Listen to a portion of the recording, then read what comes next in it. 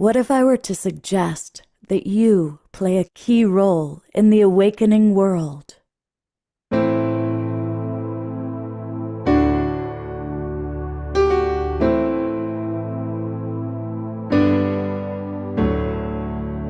that you are watching this because you have heard the call.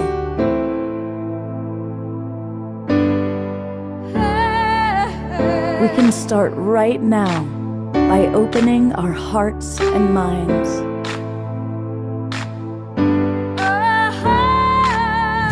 Welcome to the awakening world.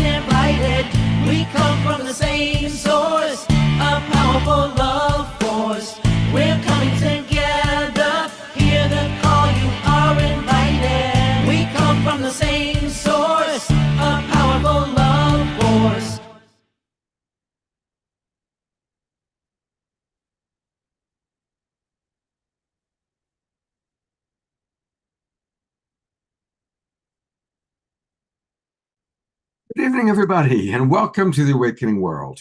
I'm Love Coach Scott Thomas, and we have a great topic tonight, and we really want to hear from all of you.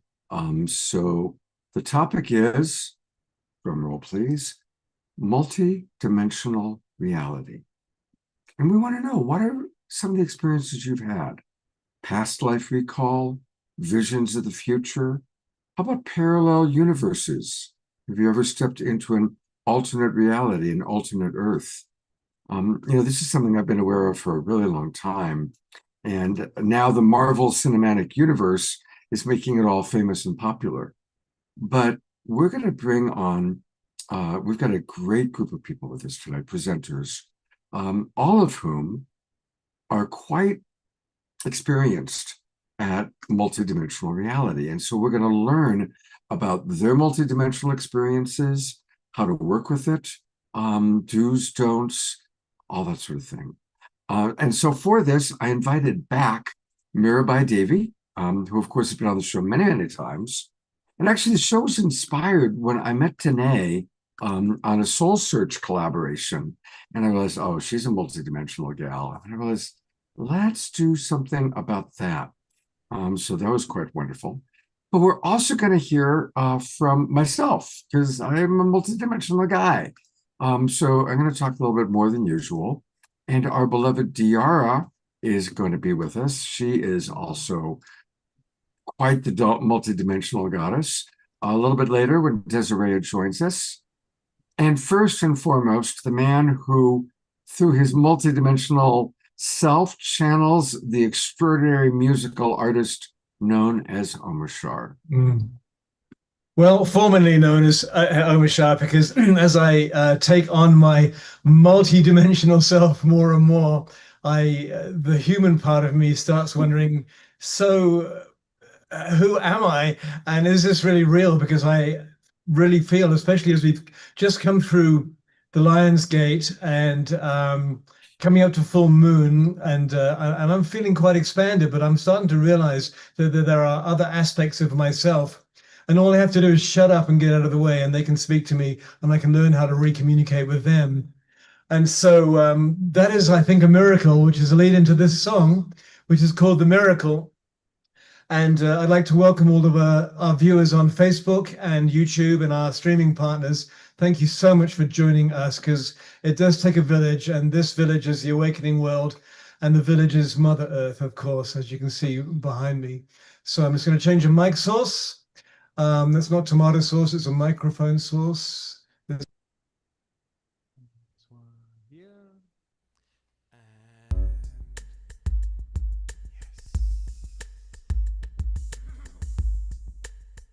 yes.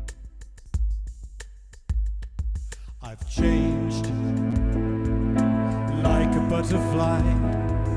It's something very new. I'm feeling so alive, and yes, it's true. Nothing is the same.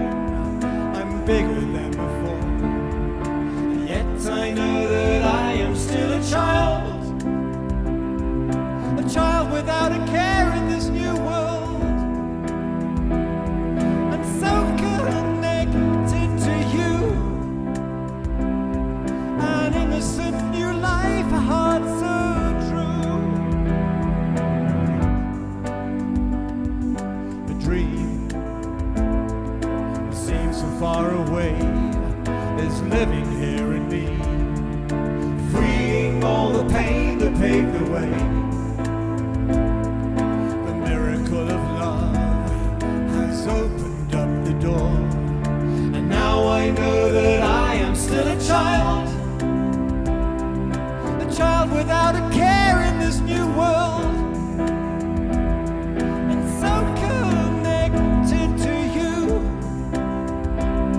An innocent new life, a heart so true.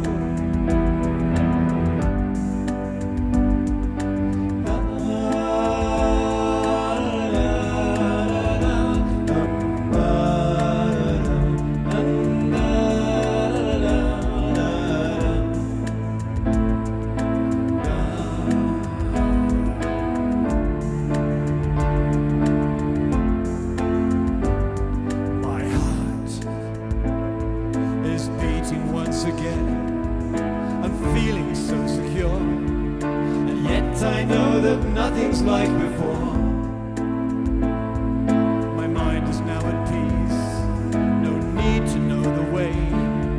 And yes, I'm glad that I am still a child. A child without a care in this new world,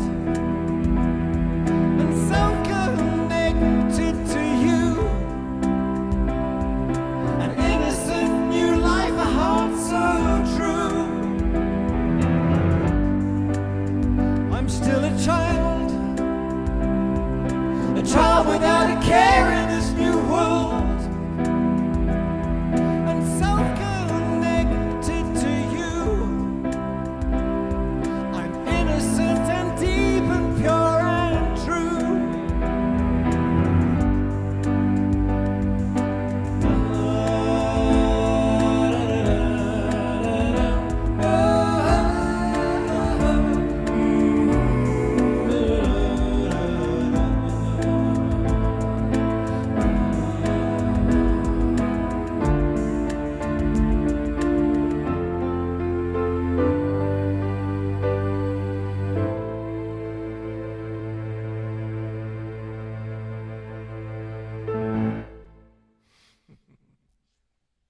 Let's send lots and lots of love and appreciation to that child of the universe, Oma Star. That we are. It's funny, I get so this is the multidimensional self thing, because these songs are written through me, and sometimes the spirit that wrote it through me kind of embodies, and I sometimes forget that I'm in my body. And so I didn't quite know how to end that song, so I just did. And yeah, I kind of get into the stream of it, and I get pulled out, and so I'm learning now how to ground and be present and speak from my multidimensional self. And I know two of our guests tonight are absolute top shelf experts at that, so hopefully I can glean some knowledge right now. Thank you. Thank you. Yeah, I'm really looking forward to hearing from Danae and Mirabai, and we're going to bring them up in just a moment. But what I'm going to do is I'm going to actually share with you my very first multidimensional experience.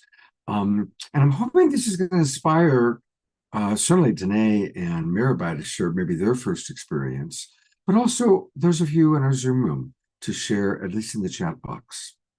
So the scene is, I'm 21 years old, and at the time, I had a girlfriend named Bonnie, and I had an artistic director. I had a professional theater company. At that point, we had 85 full-time employees. I was very entrepreneurial. It was my company that I ran. My girlfriend was named Bonnie, and my artistic director was a woman named Devora. And Devora and I were never lovers, but we were very close and definitely colleagues, deep colleagues. I was the father of the company, and she was the mother of the theater company in many ways. So one morning around 5:30 in the morning, I woke up early, and it was like kind of that sun hadn't quite come up yet, but there was enough light in the room. It was that kind of magical time. And I was in my house, I was in my room, but there were different things on the wall. There were different posters and different, that kind of really woke me up. I was like, what's that all doing there? And then I looked next to me because Bonnie had gone to bed with me the night before, but it wasn't Bonnie who was in bed with me. It was Devora. And now, mind you, I'm 21 years old. I've read Autobiography of a Yogi. I'm a little bit, I've read some Seth material, but still, I mean, I'm new to a lot of this stuff, and it's just scared the crap out of me.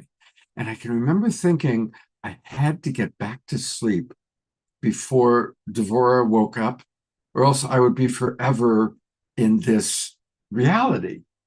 And I was wide awake. Believe me, I was wide awake. And it was one of those things where I'm like trying to will myself to sleep, and then I'm looking, oh my God, it's still Deb in the bed with me. Gotta go to sleep, gotta go to sleep. Well, somehow I did get back to sleep. I woke up, Bonnie was in the bed with me. But after that, I had a series of lucid dreams in which, instead of going in the direction of creating my theater company, I went into the direction of becoming a professional actor. And in the professional actor life, Devora was my girlfriend. Whereas in this reality, I gave up acting to do the theater company, and Devora was my artistic director. Now, this sent me off on reading books and learning about parallel universes and alternate realities. And these dreams, well, the last thing I'll say is my success in my lucid dreams as an actor almost completely paralleled my success as my theater company, and then eventually we were doing television shows, also grew and expanded. So it was like this very interesting parallel. So that's my story, and I'm really eager to hear Danae and Mirabai's story. And I'm going to call on Mirabai first because she's been on the show a little bit more. So welcome to Back to the Awakening World, Mirabai. And she's coming to us from New England, where she's been teaching at Kripalu and leading workshops every weekend. And Mirabai, I want to hear what you'd like to share. Thank you so much, Scott. That was a wild story.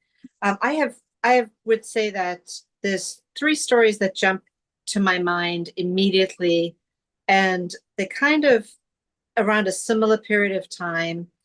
The first one that popped into my mind when you asked the question was, I was 21 years old.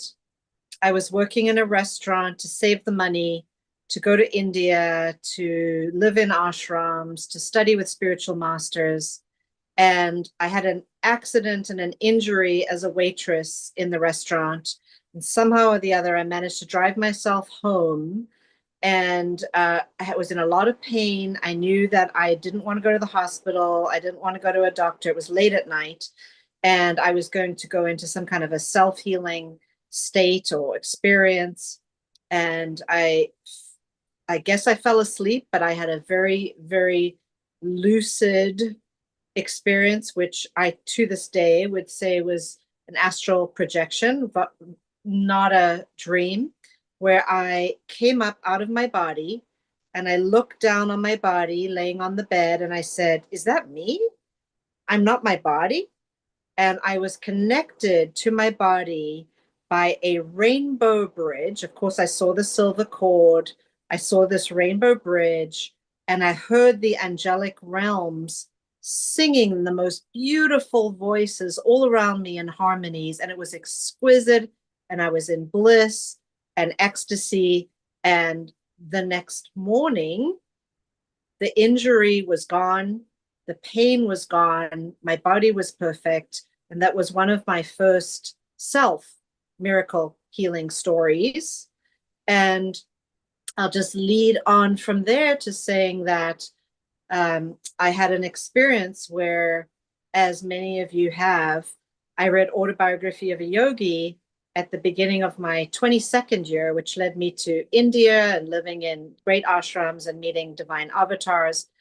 And I went to sleep one night. I was at the beginning of my 22nd year, and I went to sleep one night thinking about Maha Avatar Babaji. And the next thing I knew, I was deep in the Himalayas in Maha Avatar Babaji's, I could say, his cave or his transmission room. And there were other beings there. Some of them were human, some of them were alien. And we were sharing this space, this ashram space. But I was in the room with Maha Avatar Babaji, and he had taken on the density of the world. He had taken on the pain of the world. And he was sending frequency signals out, pulsing waves of these frequencies of light, of love, and lifting, elevating the consciousness of the planet. And I was watching, learning how he was doing it. And I said to him, "What happened to you?" Because he was dense and heavy and kind of bloated. And he said, he said, being in the frequency or the density of the earth, I've taken on the karma or the energy of humanity to be able to take the burden. And it was around that time that I started learning about transmuting karma and transmuting global karma, transmuting human karma. And in that dream, I dreamt that I literally traveled, I walked back across the earth in my dream, or in my vision. I was walking back across the earth all the way till I ended up back in my bedroom. And it was this long journey to get home. And when I woke up or came back from the vision, however you want to call it, lucid, I sat upright and I received a bolt of light into my third eye from Mahavatar Babaji, who is my guide and teacher for lifetimes. So those stories really stand out when you talk about this. And pretty soon after that, I started to, once I realized I was no longer my body, and once I realized and remembered the astral travel experiences that I had from when I was a young child, 7 years old, where I used to go to the moon and go to different planets and go to different solar systems. And we would always go and activate, I would go traveling with different masters, and we would activate the inner light of the soul of the beings that were in these planes and dimensions, and we would awaken their consciousness by activating their inner light. And some of them were very depressed, some of them were in hell in terms of their consciousness, deep negativity. And I was trained in how to activate the inner light, how to heal the human physiology, how to turn on the energetic system, and create a awakened state of consciousness by some pretty incredible masters of light from 7 years old, again at 17, again at 21 and 22. And that really began the intensive part of my training. So I'll share those stories, and anything you want to comment on that, Scott, I'm open. Beautiful. Well, we're going to have a whole, you and I and Danae are going to have a roundtable conversation. I'm going to read some questions and comments from our audience. Let's hear what Danae wants to open with tonight. And welcome back to the Awakening World, Danae.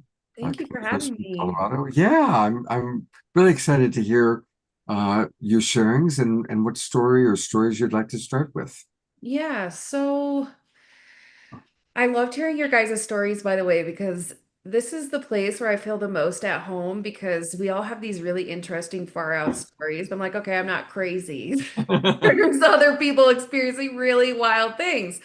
So when I was between 2 and 3 years old, I had my first abduction experience, and it was a being that I was connected to from other realms, other lives. And during this abduction, my DNA was essentially taken and stretched and put seeded into other places in the universe. So I've been made aware of at least 13 other, whether you call them children, other beings that are connected to me. And that was my first big whoa, because people really talk about I'm sure everyone in this, or most people, some people in this room, you hear about abductions and it's not always the prettiest, fanciest, stories. And mine, which just wasn't like that, it was really odd because when I had the memory recall of it, it was as if I was home. And so from a young age, having these experiences, I feel like I've always been curious about reality because what I experience and what I'm witnessing, observing is nothing, in my opinion, to be true. And so I've just been on this really long journey of truth and home to myself and making sense of everything that we are coexisting in, right? And as I grew up, I had a very human experience, and I understand now why, because it ties so much into my work and how I'm able to connect with people. But when I really started, I started having experiences where I would go to bed at night, where I'd be laying in bed and I would close my eyes, and then all of a sudden I'd be in a completely different room in a completely different slice of time. And that was probably the one of the things that really freaked me out because when you travel somewhere that you're not intending to travel, you have no idea where you are, whose house, I mean, I was by myself, but waking up in a room you've never seen before, I mean, that was a little jarring. So having those kind of experience, I've astral traveled as well. I've gone to the moon, I've gone to other places in the solar system. I have, gosh, what else? My work was really, I was born psychically blown open. And so, I had my clairs activated at a very young age, which in the 80s, I'm sure some of you can testify to this. It wasn't a flourishing spiritual community to say, you're not crazy. And so, that was something I worked through for a lot of years. And once I really started to get into the, oh my gosh, we're connected to everything. Oh my gosh, we live again and again. And not only do we live again and again, all these versions of ourselves that are happening now are bleeding through in our now. And, the regurgitation of reincarnational trauma, reincarnational karma, and all of these things, it was just this massive picture. And I would sit here going, when people are focusing on politics and things that are obvious to name, right? The betrayal of systems, I'm like, everything is so much bigger than that. Like the betrayal is so much bigger than this. The changing of genetics and, the hiding of the connection to extraterrestrials, all of these things I just started to see and piece together. And I'm sure like any spiritual person, it's been a very it's a journey, right? So you climb the top of a mountain and then you get to the top and you realize, oh my gosh, there's 7 more peaks I want to climb. So, that's been really a big part of my journey, as I'm sure most of yours, but it's just been a huge expansion of my inner world. So then the outer world expansion has just been profound. And really understanding how we are connected to everything, I feel like has been one of the biggest betrayals with humans. And, really, I do a lot of work helping people connect them back to their multidimensionality and help them understand. I feel like a lot of people have lost that purpose and why they came here. And, society is built on this victim mentality. And I really remind people, actually, you are magic. You have so much purpose. You have so much intention, and every single one of us does, and every single one of us comes here for different reasons. And that was a really empowering thing for me to realize at a younger age, because life is so set up as random and purposeless and by accident, and life happens to you, not for you. And so I really help remind people of that too, among many other things. And I've just had a very interesting life and journey, and so I'm really grateful for it, to be honest. Thank you so much for sharing. We're going to kind of go into the roundtable conversation with the three of us right now.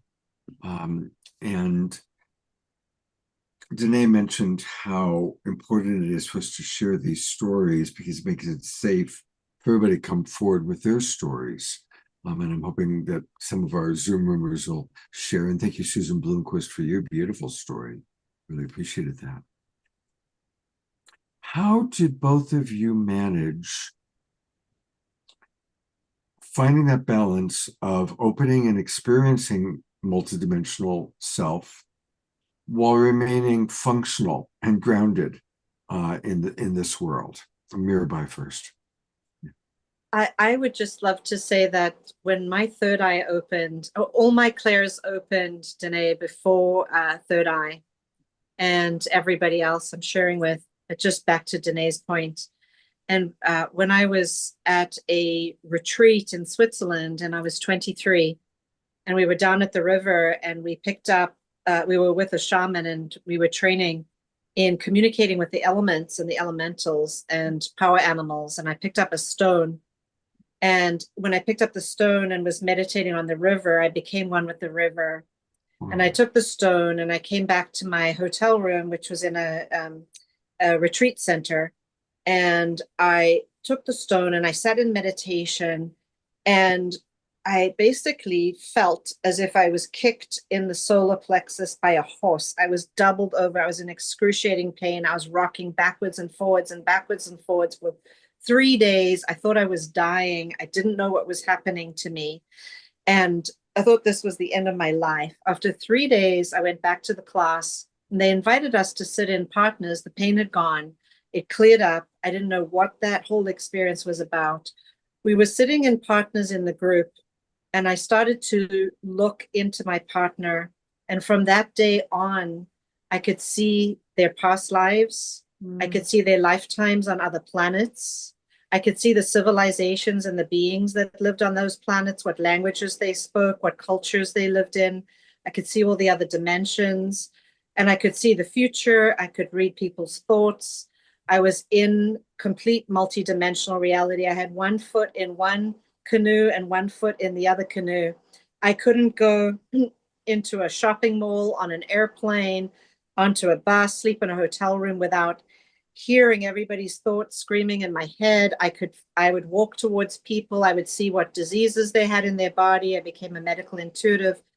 I started to feel everything that everyone was feeling empathically. And I could see all the causal realms for their cause of their diseases, their issues, and so forth when I was just walking on the street. People couldn't speak to me because I could hear their thoughts overpowering what they were really meaning and thinking beyond their thoughts.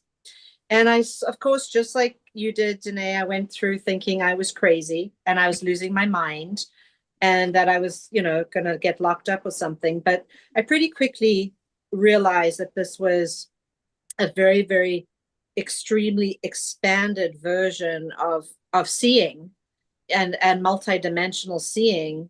And so at that point, when it started out, I went through like a 10-year process where I didn't know how to shut it off. I was just wide open. I was processing people's illnesses through my body. They were getting healed miraculously. I was doing these readings for people about everything under the sun. And after 10 years, I finally got a lot of inner teachings from different ascended masters and gods and goddesses and high Buddha beings and different rays. And they all came one by one by one. And they taught me a lot through the mirror, a lot in meditation, a lot through dreams, how to integrate it into the physical reality. And after 10 years, I learned how to shut it off. Turn it on, shut it off, turn it on, shut it off. And it became like switching. If you go in the room and you turn the light switch on and then you shut it off. And so then it became a container.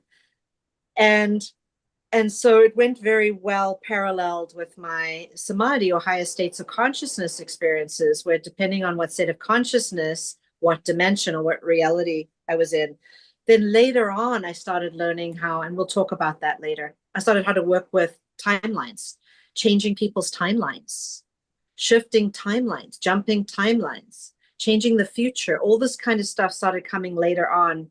So I'd say that, Scott, in the beginning, it was a nightmare because I couldn't control it. But after 10 years, once I was trained and I learned how to turn it on and off, then it became very manageable, to answer your question. Wow, thank you for sharing that. That's what an extraordinary life. Thank you. Danae, I'd love to hear how you've kind of learned how to dance with this, work with it, and manage it. My story is not always sunshine and cupcakes. So I managed this honestly a lot through traumatic experiences, unfortunately. But it was part of my journey. I don't have any shame with it, but because I also tried to shut this down. And so I met a lot of dead ends, and I met a lot of situations that really forced me to meet myself and accept myself and not be afraid of myself and not think I'm weird or different, or, whatever the stories that we tell ourselves when we have these kind of abilities or the ways that we live. And so it really was about me. It was the same for me in a sense. It's so loud. I always say your energy introduces you before you do. And it was the same experience for me in that way. And the medical intuitives, everything, the beings connected to people. I had this, you were not joking when you said we have such similar stories, because it was, and we'll have to even talk offline because Yeah. I feel like more ahead of me in that way. And I would love some tips and tricks with some of this stuff because, it really came down to me drowning out the noise essentially, and really being picky on who I have in my life, and really surrounding myself with people who could see me, really see me and acknowledge me for exactly who I am, and not require a different version of me or not be intimidated or scared. You at my age, when growing up in the 80s, I mean, there were a lot of people who thought I was really weird and, said that I needed an exorcism and all. I mean, I've heard it all, which I'm sure many healers have. That's kind of part of the path, and trusting yourself and owning your power. But, really came down to acknowledging I am a creator and saying, you know what? If I don't like something that I created, I can uncreate it and I can create whatever I see fit for my reality. And that meant people, places, and things. And that really started taking shape in 2020 for me. Everything started really big in 2015, where I started reactivating everything. And then once I became a mother, everything was blown back open. I mean, nothing was going back in the box. And so 2020 on, I just completely restructured my life. And overnight, I basically just had the most massive death and rebirth I've ever had, from getting a divorce, moving, becoming a single mom of two little boys. I mean, selling my car, I mean, like severe, really whoa moments to where it was, wow. A little bit traumatic in a way, but I knew that in order to walk my path, I had to clean my slate. And that's exactly what I did. And my life has just been expanding and blossoming and growing in ways that honestly I've always wanted. I've never felt more at home with myself, and especially my psychic gifts. The same thing happened to me. I started as a reader, and all of a sudden it's like, oh, I'm communicating with animals, with stones, things in nature, rocks, trees, you know, medical intuitive, communicating with ETs, like all of this stuff, it just kept growing bigger and bigger. And it's all because I started accepting myself. I changed my beliefs about myself. I changed my beliefs about reality. I changed my beliefs about who I am and what I think I'm capable of. I'm not just some person in a body. I'm multidimensional. I am all things. I am connected to all things. And so once I really started to embody these beliefs through the teachings of extraterrestrials, honestly, to be fair, they've been the root system of my entire life. And once I started embodying their teachings, my entire life changed. Whether I wanted it to or not, my entire life changed. And that has been a really rewarding experience for me. And I can now see all the pieces that I've been working on, even outside of this life. I mean, I've been working to this point for so long, and it feels really good to finally be in this space and be where I'm at. Mm, beautiful. I love how it works out to have both of you on the show tonight, and that happens. There is a beautiful synchronicity, and so thank you both for being honest. And Mirabai, when she read your bio, texted me and said, "Oh my God, I got to talk to this woman outside of the show." So it is beautiful that you two have had such unique and similar experiences. Yes. What would be your advice for people that are at that early stage, like where you were, where it's happening, you're waking up in a room and you don't know where you are, or you're hearing a person's, inner thoughts? What's your advice for people that are the early stages of high phenomena not knowing how to work with it or manage it? Can I go first? Yes. I feel like one of the biggest things that people need to focus on is drowning out the noise. That means turn off the television, turn off the media, stop listening to everything outside of yourself because everything that you're looking for is on your inner net. Okay, INNER, that's what I call it, internet, what my guides have taught me. If you could stop listening to people projecting who they think you should be, what you should be doing with your life, what you have done wrong. Everyone puts these projections on you that create a checklist that isn't even yours. And I feel like a lot of people have to also reevaluate their beliefs because if you're spiritual but you still think you're confined in a body and you still think that you're confined by a clock, a 12-hour 24-hour clock day, you have to get down to the nitty-gritty of your beliefs. And that, to me personally, it was the biggest deal breaker because again, once you change your beliefs, you change your reality, you change yourself. But if you believe that you don't have intuition and you don't have gut feelings and you don't acknowledge those parts of yourself, which everyone has these, everyone is energy. And so it's really helps to have a good group of people around you who are like-minded and who you can bounce ideas off, who can inspire you, who can seed you with new ideas, inspirations. And it helps so much when you have a good community and good friends and good people to look up to and teachers. And, it's not something where all and that's it. Do you know what I mean? It's constantly an expansive learning experience and inside this life and the next. And I feel like a big thing too is people get stuck on, oh, I've done all my healing. Am I done? Well, we're never done. And so I think that's something that also could benefit from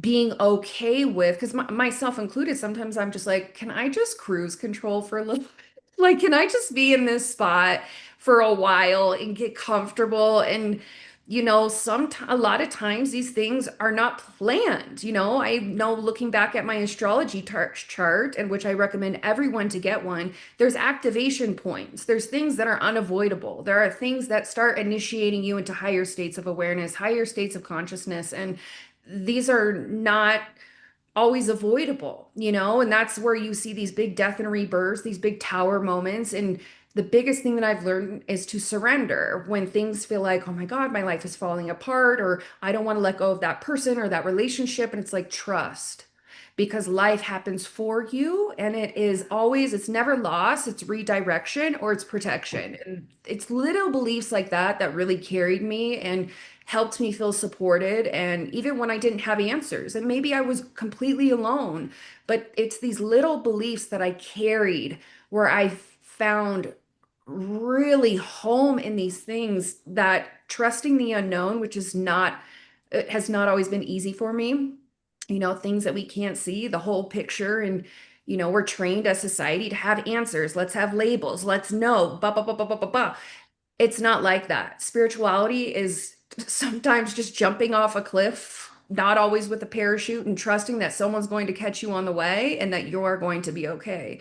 And that is sometimes the hardest part of all of this. But the trust and the gratitude and the sincerity, and even when things are not going your way, or maybe you don't have all the pieces to your puzzle, but keeping that momentum and that trust, the gratitude really helps define an experience, because also perception is everything, right? And so if you're someone the glass is always half empty, it's going to be very difficult for you to have these expansive experiences because it may be fearful. We have all these movies out of horror and demonic stuff and being scared of paranormal. There's a lot of paranormal experiences in spirituality and spiritual experiences and connecting to, you know, unseen things that are not supposed to be scary, but we've been programmed to think that they're scary. And so I think just trusting, and that comes with, you have to trust yourself. If you can't trust yourself, it can get tricky. It can get a little difficult, but I hope these little things kind of help guide,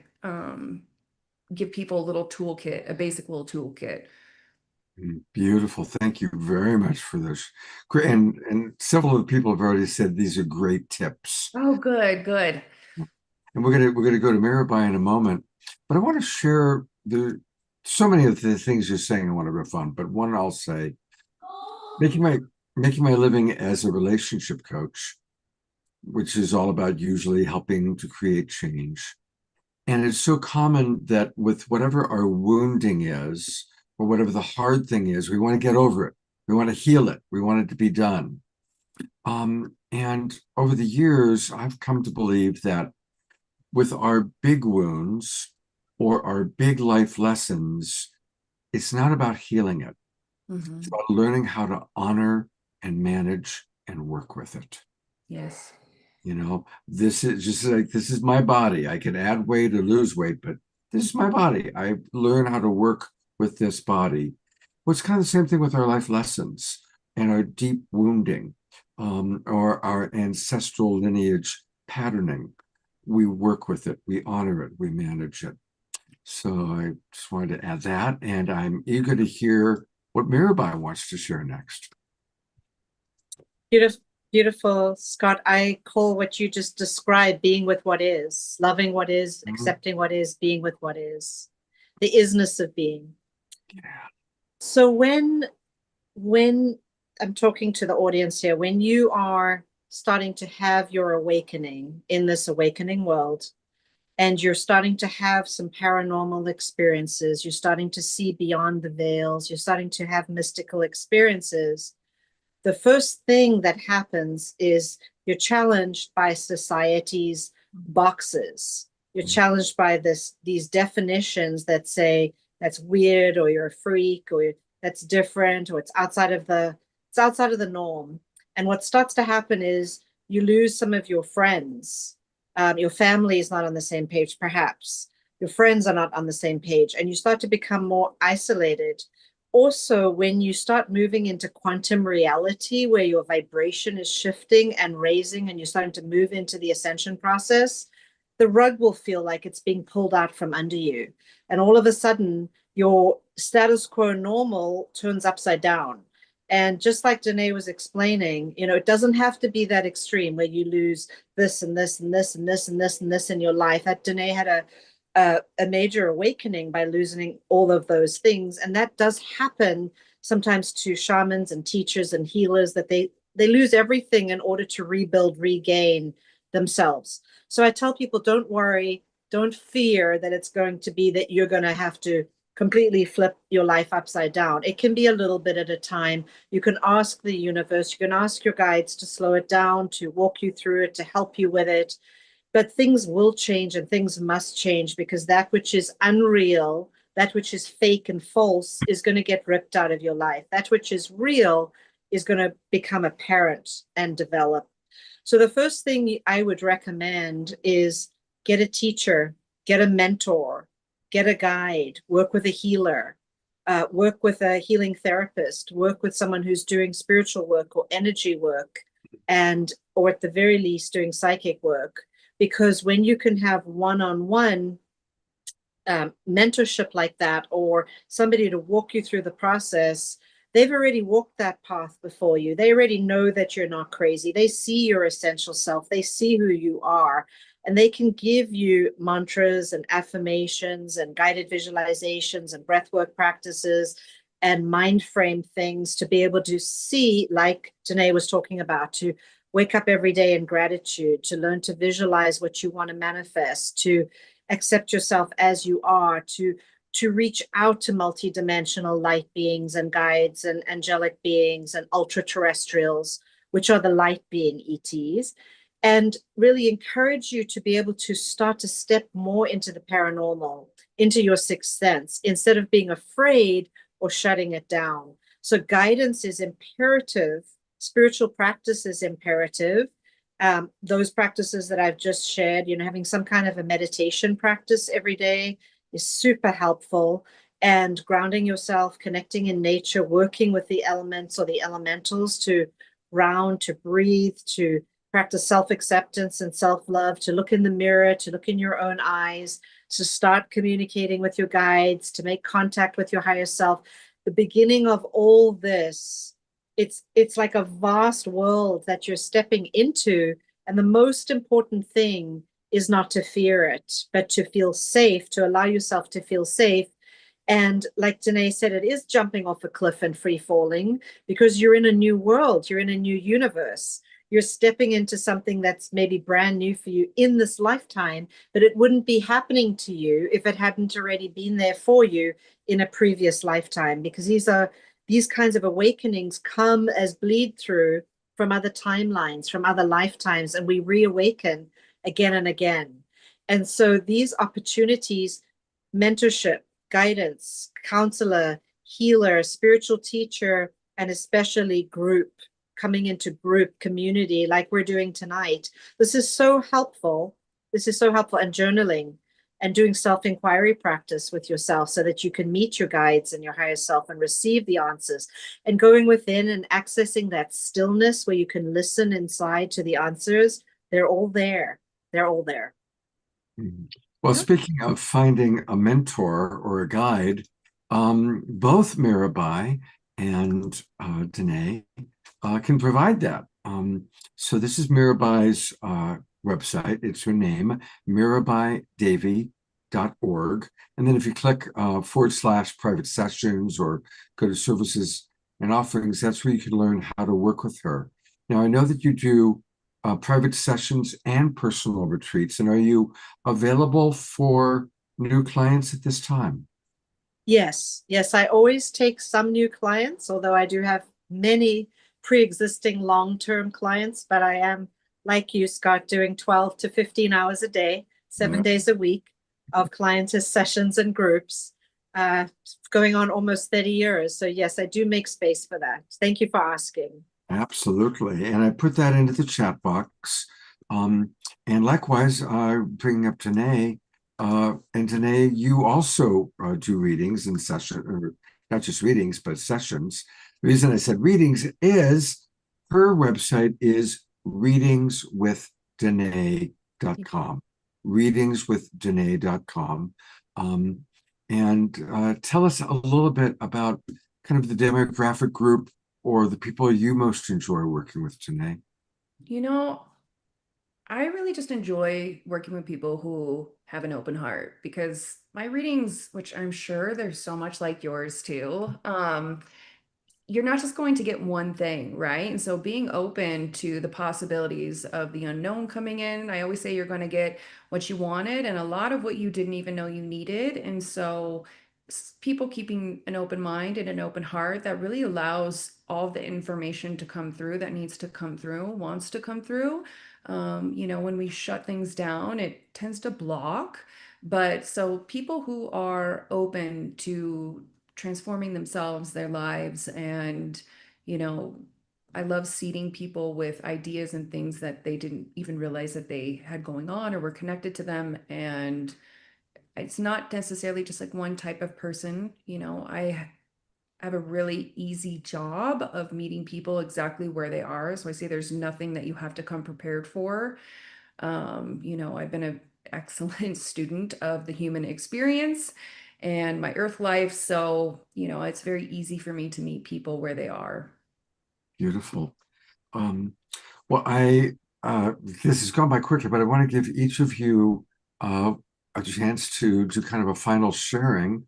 I know that one of you had mentioned you wanted to do, I think it was Danae, to do a light language experience, then turn over to Mirabai for whatever she'd like to conclude with. So I'm not the light language. It's That was Mirabai. nearby. I was Mirabai. I got you to see. I've already merged. I'd love to go first, and then Danae, you can think about it. Okay. Would that be okay? Absolutely. Yes. So I just want to share with everyone that I have a school called the Lightworkers School, and I train healers and mystics and clairvoyants and spiritually advanced seekers, and also train people to hold the light in their communities. And the school involves spiritual practices, my spiritual practices, spiritual teachings, guided visualizations, light activations, completion of your karma in this lifetime, looking at your past lives, clearing them, looking at multidimensional reality, and clearing the blockages that you came into this life with, as well as what you've accumulated in this life, so that you can step into your unique gift and your unique purpose that you've come here in this world to be and to bring. And so I attract people from all over the world with these gifts and abilities, and even those that just want to be a light worker in this world and help with the global ascension in their communities by holding their own meditation groups and their own healing circles.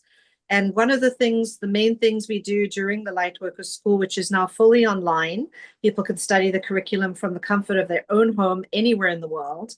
And we do gather together for retreat days online as well. One of the things that I share in this program and many of my programs is called light transmission. And light transmission, or transmission of the divine light, is where I'm actually bringing the divine light through me into you by activating your chakras, your nervous system, your kundalini, your meridians or nadis, by opening up your heart chakra, opening yourself to your higher self, your higher vibrational frequency, raising your vibration or your resonance, and bringing up all of the buried or suppressed or hidden stuff or material that needs to come to the surface and be worked on and released. And these light transmissions often heal the physical body, illnesses, accidents, injuries, breaks, tears, things like that. And so they basically are quantum shifts or quantum activations. So I'd love to share one with all of you tonight. So you can think about your intentions and where you would like to receive this healing energy and what you'd like to ask your higher self, your guides, the divine light that you would like to ask to manifest in your life now and into the future for yourself, for your loved ones. We'll just take a moment to set our intentions now, and let's do that. And take some nice deep breaths as you're setting your intentions. And then when you're complete, you can open your hands to open the chakras in your hands and open to receive the transmission of light and let it go wherever it needs to go inside of you to uproot and to pull forward like a magnet to the surface that which no longer serves you, that which is ready to leave you, and then open yourself to just bask and bathe in the divine light, to open yourself to that beautiful, blissful, ecstatic, higher consciousness energy that makes you feel like you're floating in the clouds or bathing in the heart of Divine Mother's love, divine feminine, pure unconditional love. So set your intentions now, everybody, for yourself and others and your loved ones.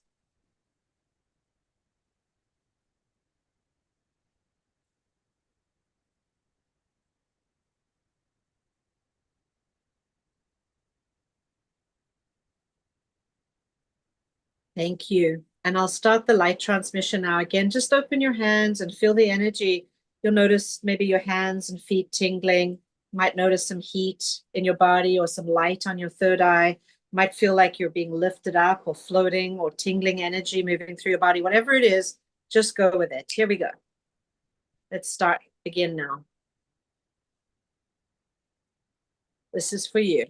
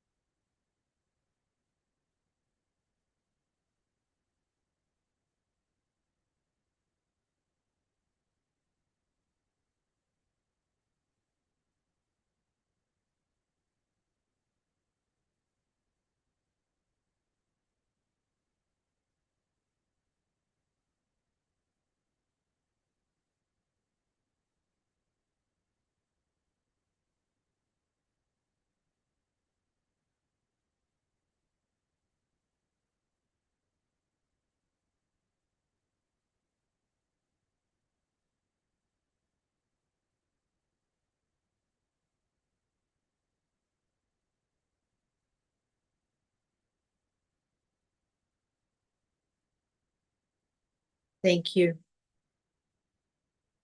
Take your time to come back slowly. Just bring all this beautiful light into your whole body and being. See your intentions as manifested. See what your life looks like with your manifested intentions. The fulfillment of your heart's desires. And just let the light work through you and for you and with you. And let go and relax and rest in the light.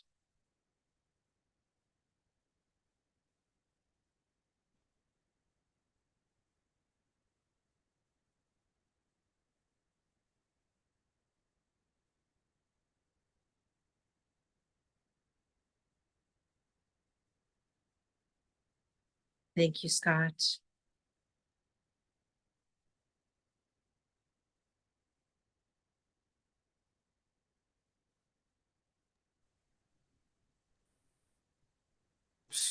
Remind me now. There we go. Here are ways that you can reach and connect with Mirabai. Her private sessions, her light worker school. She's also doing a tour of New England. So I'm putting that into the chat box. Her online store and her healing webinars.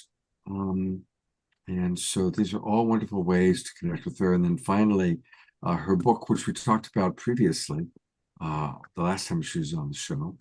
So there you all go for the wonderful ways to reach her. And thank you, Mirabai, for blessing us with your wisdom, your presence, and that beautiful experience just now. As Susan writes, gratitude, Mirabai, you are a blessing of light. And Danae, as I bring you up, there is a question in addition to whatever else you'd like to share. Perhaps you're willing to answer a really good question that came up from our friend Dorina Joy, coming to us from Ecuador. And her question is, what in your experience has been the most effective way or ways to help someone else realize, stay functionally connected to other dimensions and time-space realities? What do you mean, like being okay with being connected to other realities, or? Well, I'm guessing because I'm reading her question. She says the most effective ways to help someone else. So whatever comes to your mind in terms of how to support another person with their multidimensional self. So here's the thing, we are all multidimensional, and whether we travel space and time during the day or whether we never leave our couch, we are constantly shifting timelines. We are constantly changing the props by every single decision that we make. And so the best thing that I can advise is to be yourself, follow your path, follow what excites you, what inspires you, what you know, I always say when people say, what is my purpose in life? I say, find the thing that when you're doing it, time stops. And, maybe you're doing something for 3 hours, but it feels like 5 minutes. And as you are going along that journey, these things will naturally happen, whether you are expecting them or not. Things will unfold for you the way that they're supposed to, and trust that you planned everything out impeccably for yourself and that you are always guided. You are never alone. And everyone is going to experience this differently. So don't compare yourself to anyone else. Your story is equally as important as anyone else's. And, trusting that everything is happening for you, not to you, that you're always in the right place at the right time with everything working out more than fine. Putting those little affirmations in your day, knowing that you're always safe. And, I want to add this too, that this is just a little side note. I know the world right now looks really chaotic and uncertain and probably scary at times. And I just want to reaffirm everyone that this is all planned and to get your attention, but to keep the eye on the prize, essentially, that there's so much more going on and it's so much more beautiful and abundant than they're never going to show this on the news. But we are in the transition of one of the biggest awakenings that we have seen in the body. So really being focused on the good and the awakening and the sacredness to your journey, and don't necessarily worry about how or when. Just know, trust that everything will unfold in perfect, impeccable timing. So I hope this helps. I don't know if that was the answer she was looking for, but that's what came to me. Well, that's great wisdom. Thank you. Yes. And what is there anything else you would like to share to kind of conclude your part of the program tonight? I don't necessarily have anything else to share. I just want to acknowledge that, as everyone's journey is different, to be very proud of yourself. You qualified to be able to be in a body. There's a lot of people who can't even qualify to come to earth at this time. And so the fact that you have 5 fingers and five or 10 fingers and 10 toes, hopefully, is a really big deal. It's an accomplishment in itself. And going back to focusing on the tiny things, to giving gratitude to having a roof over your head, having a bed to sleep in, food on the table. These We're kind of changing the way that we see reality, and really removing that materialistic way. And so when you feel kind of lost in this storm that we're in right now, which is kind of like a great purge of the subconscious, right? We're all individually going on our journey, then we have the collective journey, and just trust that you're going to land exactly where you need to land. And uh, don't never go in fear. Don't ever go in fear. So do your best to not get caught up and distracted with things that are trying to keep you from yourself, which is your biggest power that is coming online right now. So, our DNA is changing, cranial capacity, all this stuff is being upgraded. So focus on the good things, because there's so much more good that exists right now than what we're being shown. So find your tribe. If you don't have a tribe, call them in. Every month I do moon papers, I call them, and I manifest everything on a new moon on what I want to call in. And part of that is always, I want to welcome in more of my tribe. I want the people who are like-minded, who have the energetic match, who, whatever that is, but write it down. Writing down is the quickest way to manifest. For beginners, it's just a really easy way to do. Journaling, could be similar. So realize the simplistic powers in yourself, and all of the multidimensional and the traveling out of the body, all that stuff will come, but you got to get the basics of things, the basics of the belief systems, the deprogramming, all of those things out of the way. Because if you jump first, it could get confusing. And so start small and build, and don't feel like you have to have everything all at once. Myself included, I am still not at all satisfied with satisfied, yes, but I acknowledge humbly that I have so much more to learn, and keeping that, mind frame is so important, because that allows more to come in, whether it's people, places, or things, knowledge, downloads, whatever it is. So just you're not late, you're in the right place at the right time, and trust the process. It's different for everyone, but everyone is exactly where they need to be. Danae, thank you so much. I love how optimistic you are. And I agree with you, absolutely. Thank you. It's a never-ending journey. Even Yogananda said that all saints still have karma. They still have lessons they're learning. Yes. So it never ends. And No. thank you. Thank you both. And again, Mirabai. And you both are absolutely welcome to stay on. I seem to recall that one or both of you had to, I know it's East Coast for Mirabai. So you're welcome to stay on. And if you're still here, I'll probably call on you. But if you got to go, I understand that as well. I have to, Thank you. it was my kids back to school today, so I'm mom duties now. We got bedtime and reading and homework, so I gotta do my mom duties, but I'm really grateful that I was able to share space with you guys. You guys are wonderful as always. I always enjoy with anyone who comes on here. It's a really great community. So thank you for having me, and hopefully we can, meet in this place again. And Mirabai, we have to talk, because I'll send you guys your contact okay, information. I really Yes. enjoyed that. And the last transmission you did was beautiful. When you said you may be floating, I was literally felt like I was on a cloud. Like that was a little happy hour for me today. So I really enjoyed that. So thank you so much. It was really wonderful to hear your perspective on things, and it was beautiful, and it's an inspiration for me. So I'm really grateful for that. Thank you. And thank you, Scott. I really appreciate it. Absolutely. Yes. 10G Thank you. sends her love to you, by the way, Danae. Oh, love back. Thank Yeah. you so much. Yeah. Okay. Well, thank you, Danae. Yes. Goodbye. Thank you so much for your wisdom and your lifelong dedication to humanity and to our awakening world. And I look forward to our next connection, and hopefully sometime maybe another connection in person. Yes, I would love that, Scott. And also, I just want to end with saying Yogananda also said that just taking on a body is karma.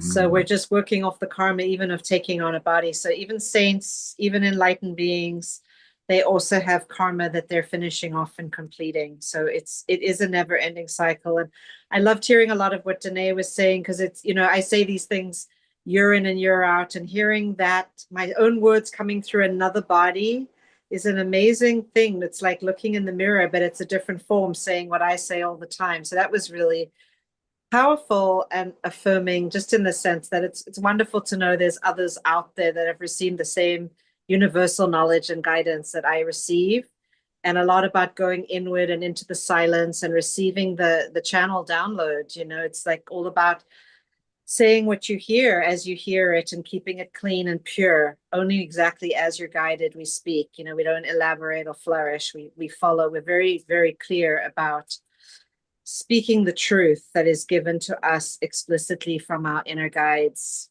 And I can see you doing that, Danae, and it's the same for me. And Scott, just beautiful how you chimed in with your multi-dimensional stories and experiences. And I haven't really experienced this kind of a show with you before, so I really enjoyed your sharing and Danae's sharing. And I too, because it's the East Coast, I have to get off and head to bed. But I want to just send so much love and blessings to everybody for sharing this truth with us tonight and being together in community and being open about these things. It's time. This is the time for us to bring the hidden truth to the surface, to the world. So thanks for sharing this with us. Absolutely. Thank you again, Danae, and thank you again, Mirabai. May you rest well, and Thank you. good luck with the kiddos. Thank you. Thank you so much. And you also as And well. for all of our Global Peace Tribers, we're only halfway through the show, because the second half, we're going to continue sharing, and this time we're going to be hearing from some of our kind of more everyday beloveds, including Diara and Omashar, and I did see Desiree pop in there. She is.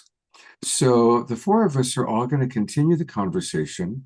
And we're also going to hear from some of you. And finally, you guys are now giving me some stories to read. So I'm going to read from a couple of our audience members, and then we're going to go to Omashar for a song.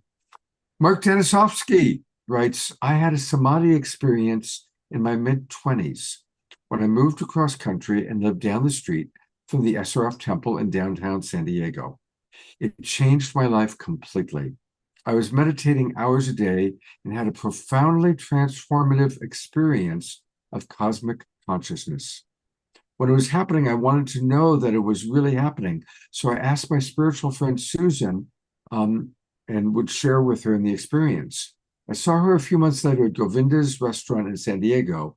And when she saw me sitting there, she came up to me and said that I wouldn't believe what happened to her. I told her that she saw every person that ever lived, and that she looked out over all the mountains of the world, and everything was bathed in an incredible astral light of indescribable colors and beauty. She started crying and said that I had appeared to her. She was sitting in a hot tub, and I smiled as she had the experience. I knew that it was real. A mentor to ground is important. Thank you, Mark. Connie Baxter Marlowe, Connie and Andrew reminding us that they have a free online ebook, which is wonderful. I have it. It's The Conscious Loving Universe, a guidebook, and a synopsis of their trust frequency, which are these 10 profound assumptions. We've done it on the show a few times. Very, very good. And of course, Jeffrey Colbrook reminding us that Lovolution is radical acceptance of where we are and then walking in the direction of love. Beautiful. And Terry Russo is in the house. Hey, Terry, it's good to have you with us. And I think Autobiography of a Yogi has been certainly, it was the first big wake-up book I read. And Yogananda is still my master teacher. And I think Yogananda has brought many of us together. So, all right. With no further ado, I'm going to keep the two of you on along with Omashar while I take a quick break. And Omashar is going to bless us with our mid-show song. So, beloveds, that was wonderful from Danae and Mirabai. I'm so deepened, and I was wondering why I was called to sing like a group song in the center. And I'm just going to put it in the chat here. Most of you know it. When I was music director for Unity in Hawaii, we sung this a lot. And those of you on Zoom and Facebook, you'll probably know it too. So it's in the chat now for our Zoom roomers. And we'll have a prayer after this song because this will deepen us. So I just ask us to take a few deep breaths together and just anything that's on our shoulder, anything that's pulling us out of the now, let it go. You know, we have another half an hour, three-quarters an hour with each other. And it was interesting. Danae was saying something about finding my tribe. And I still have not found in the outer world my tribe.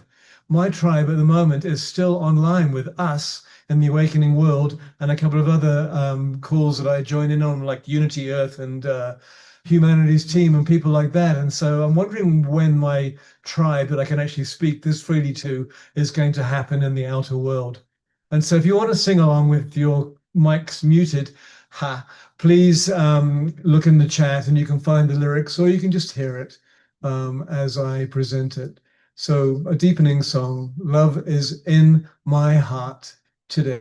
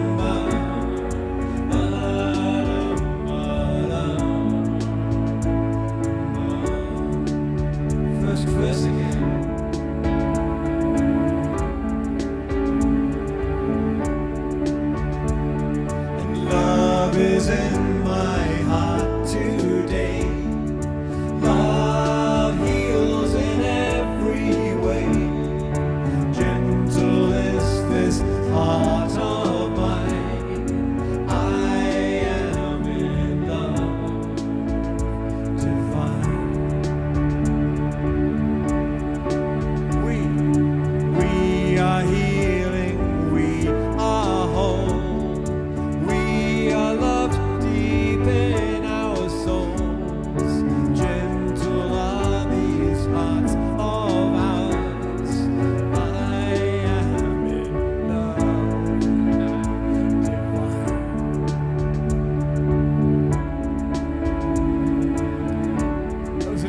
difficult to purify.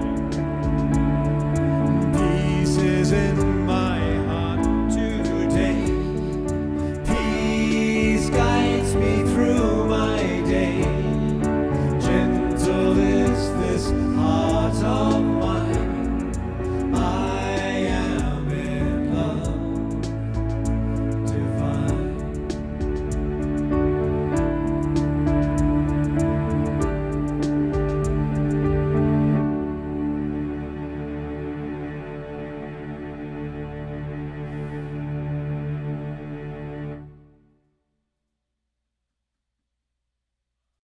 So lovely. Yeah, I just thought we needed some little nice little gentle touch in. Very gentle, very sweet. It's been kind of rough the last few days. I feel it in the outer world. And so any bit of peace that we can provide for each other and join in collectively is just perfection. Thank you, Omashar. Thank you. Well, I'm going to call upon you in a moment to share something multidimensional. But I will lead off again, and then we'll go to Desiree, then Diara and Omashar and all of you. All right, I'm going to tell you another story. This took place in 1985, so it was, 40 years ago. So I was 29, and I was sleeping, and while I was in the sleep time, I was having what I'll say as best as possible, a day in the astral plane. Now, while I was having that day in the astral plane, there was no part of me going, oh, wow, I'm in the astral plane, because I'm there all the time. It's my reality that I know more than the one that I'm in right now. The big aha happened when I came back into this body and woke up. I remembered it. I remembered where I had been.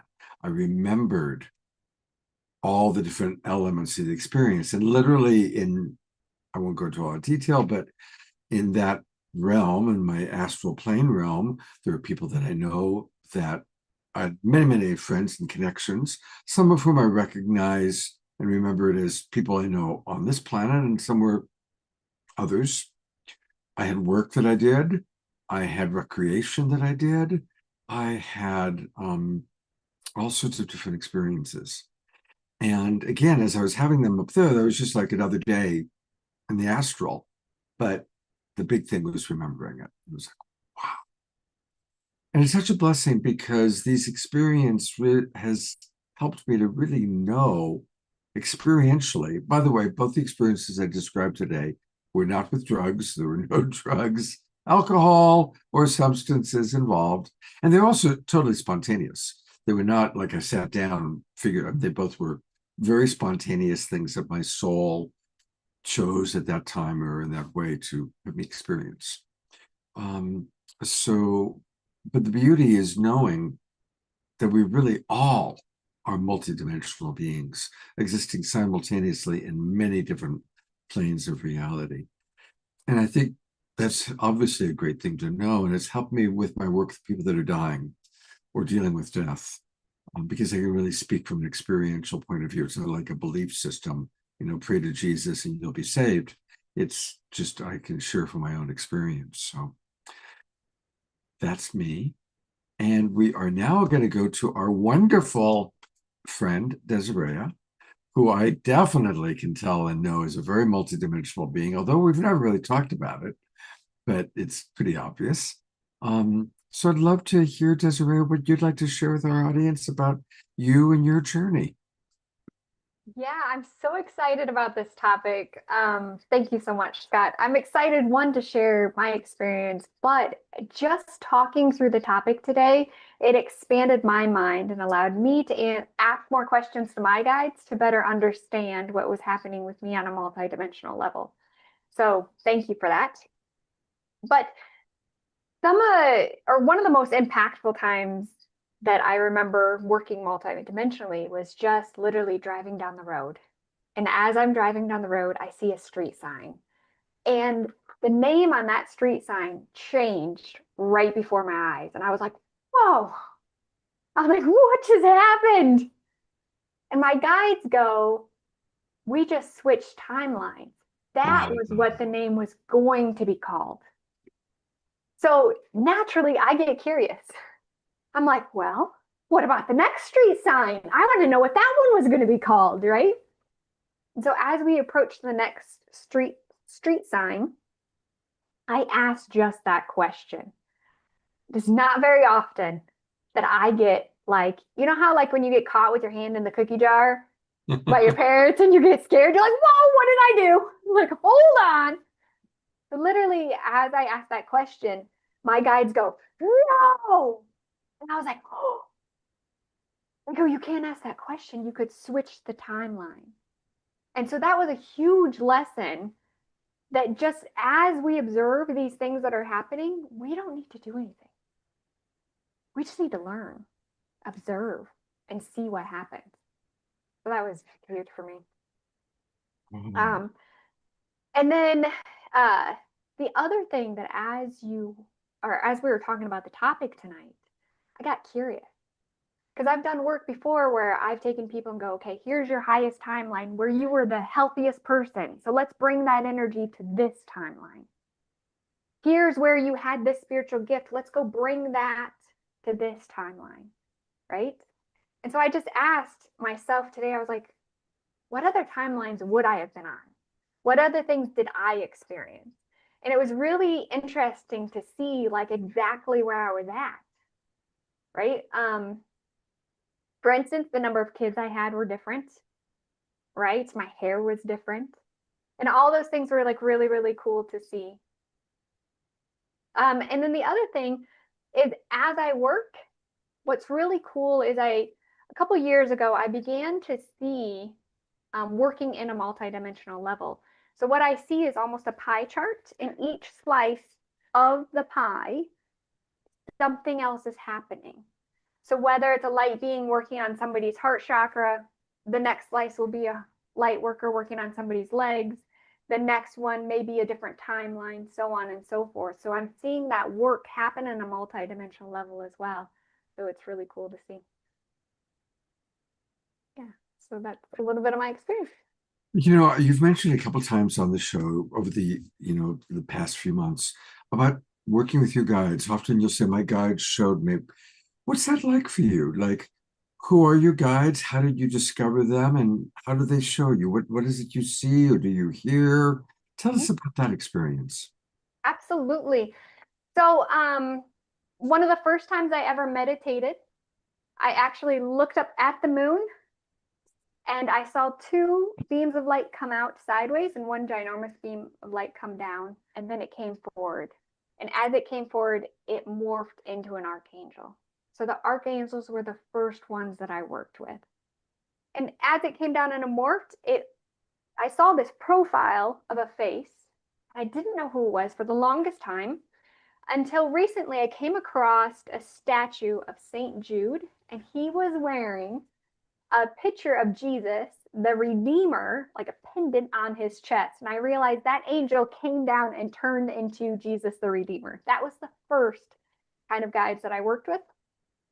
My first visions were of things as walking down the streets of Jerusalem, Bethlehem, a lot of the Mary Magdalene, Yeshua kind of experiences. And then from there, it expanded. Paramahansa Yoganati, the Blissful Mother. Oh, she's one of my favorites. One of the things I learned from Paramahansa Yoganati is there's so many different gurus and so many sages. And if we literally just ask the Blissful Mother, if you want more joy in your life, connect with the Blissful Mother she's talked about in Paramahansa Yoganati. And then being able to connect with the different ascended masters. Babaji's huge. I remember one time Gandhi came in and he kissed my forehead, and I was like, why do you just kiss my forehead? And then I realized, I asked, like, does he do that? And they're like, yeah, he went around doing that. I was like, cool. I remember when the gods and goddesses started coming in. So for instance, and I was raised as a Christian. So, and I was kind of oblivious to the world around me. So when I first started channeling Oshun, this goddess, I was like, who are you? What's your name? Where are you from? And it sounds so silly, but I didn't realize there was gods and goddesses in other parts of the world, right? Because I was just oblivious. I was sheltered. So when I realized Oshun was actually a god and goddess in more of the African cultures, I was like, oh, it's real. Like I didn't even know that existed. And so that really solidified for me all the things I was channeling. There's so much I was channeling that just was out there that I didn't know about. From there, it went into the star seeds, the Pleiadians. So that's kind of how or who I channel. And then how I channel, it started out with shape shifting, is what I call it. It's physical, like moving my body physically. So that's kind of how I teach people to begin with. It's channeling energy through your whole body. As you're doing that, for me, it's like acting out a game of charades with your guides, right? Why are my hands going up? Oh, I'm raising something higher. You know, why do my hands go to the heart chakra and it looks like a dove coming out? Oh, look at the light worker, right? Oh, why do my hands go like this? That looks like, you know, Mother Mary praying and Jesus praying. I was like, oh, that's the Sacred Heart, right? And as these kind of language was built with my guides and my body moved, I would kind of get an inner knowing, right? Oh, that's the Sacred Heart. And then I would ask my guides through muscle testing, is that what I'm actually doing, the Sacred Heart? And they'd be like, yes. Like, oh, okay. And that curiosity, that childlike innocence and curiosity, what's this? What's next? What does this do? Helped me understand what was going on. From there, auditory came in, and then visuals. So I actually teach people how to get more visuals and do some scrying and that kind of stuff. So that's kind of how it works for me. Beautiful. Thank you so much for sharing. We'll probably hear a little bit more. But Diara, I would love to, we're going to put the spotlight on you.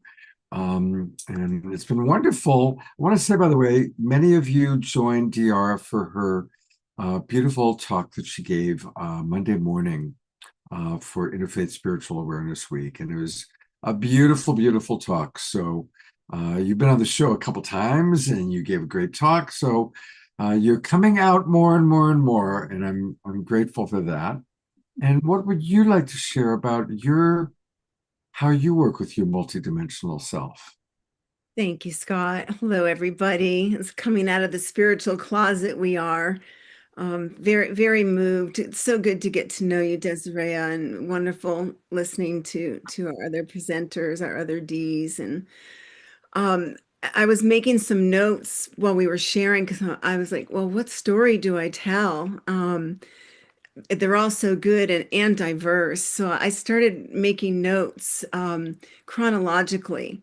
So one of the first things I remembered, I was probably first grade and in the classroom, and the teacher asked a question, and we were studying science, and I don't remember the exact detail, but the teacher asked a question and I gave an answer that I knew was truth. And the whole class, including the teacher, laughed at me because it was probably, so far into the future, it made no sense.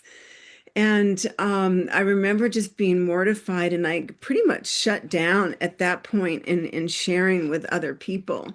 And it was later on when I was helping to develop interns in hypnotherapy, one of the students had a vision and came up to me and said, I just saw this incident she described the incident in the first grade and what happened. And she gave me other information. And that really helped to heal that wound about sharing my true authentic self. And, back then when I was young, I used to like just lie in bed and I would make my stuffed animals, like I would think about my stuffed animals moving. And then I was like, did that really just move? And so I was like not even believing what I was seeing with my own eyes because, like we've said, it's so out of the box. And then I started playing with, we used to have pull down shades and you had that little ring on a string. I used to make that go back and forth. And, so that was, me in my own little world Well, a few years later, I woke up one morning, and again, I'm probably, elementary school. And I woke up and I heard the phone ring, and I knew that my grandmother had passed. And I went out into the kitchen, and my mom was on the phone, and that's exactly what had happened. And I remember it kind of scared me. And of course, I couldn't talk to her about it. Um, but that was really, really the beginning of it being involving other people. Um, Shortly after that, I had an experience where my grandfather came to me in a dream, and he was saying goodbye to me, and then he kept like falling in the bushes, and I kept pulling him out like no, no, and he kept falling back in, and there was more to the dream. But I woke up in the morning and I said, Mom, you've got to go see Grandpa. And she's like, I was just there 2 weeks ago. I said, you've got to go. And I had to like argue with her about this a little bit. And so sure enough, she went, and a couple days later he passed. I didn't plan on telling stories about my mom, but I can kind of feel her around, so I'll tell this one about her dog. So, and I am watching the time because I know we've got a lot more. I have a lot more stories.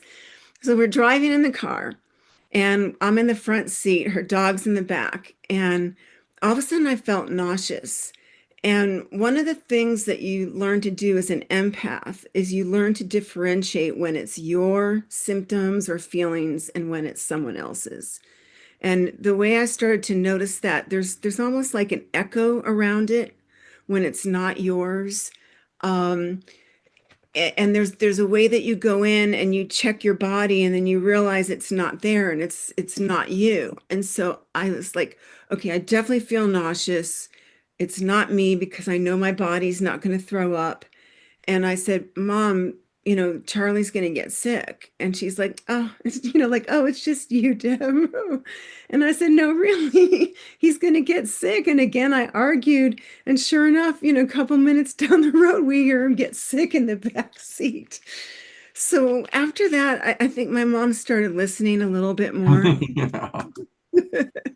So, it's not easy growing up as a young one when you're awake and you've got your gifts and no one to share it with. And that's, so much of the reason why I started working with kids and talking about spirituality and all that stuff.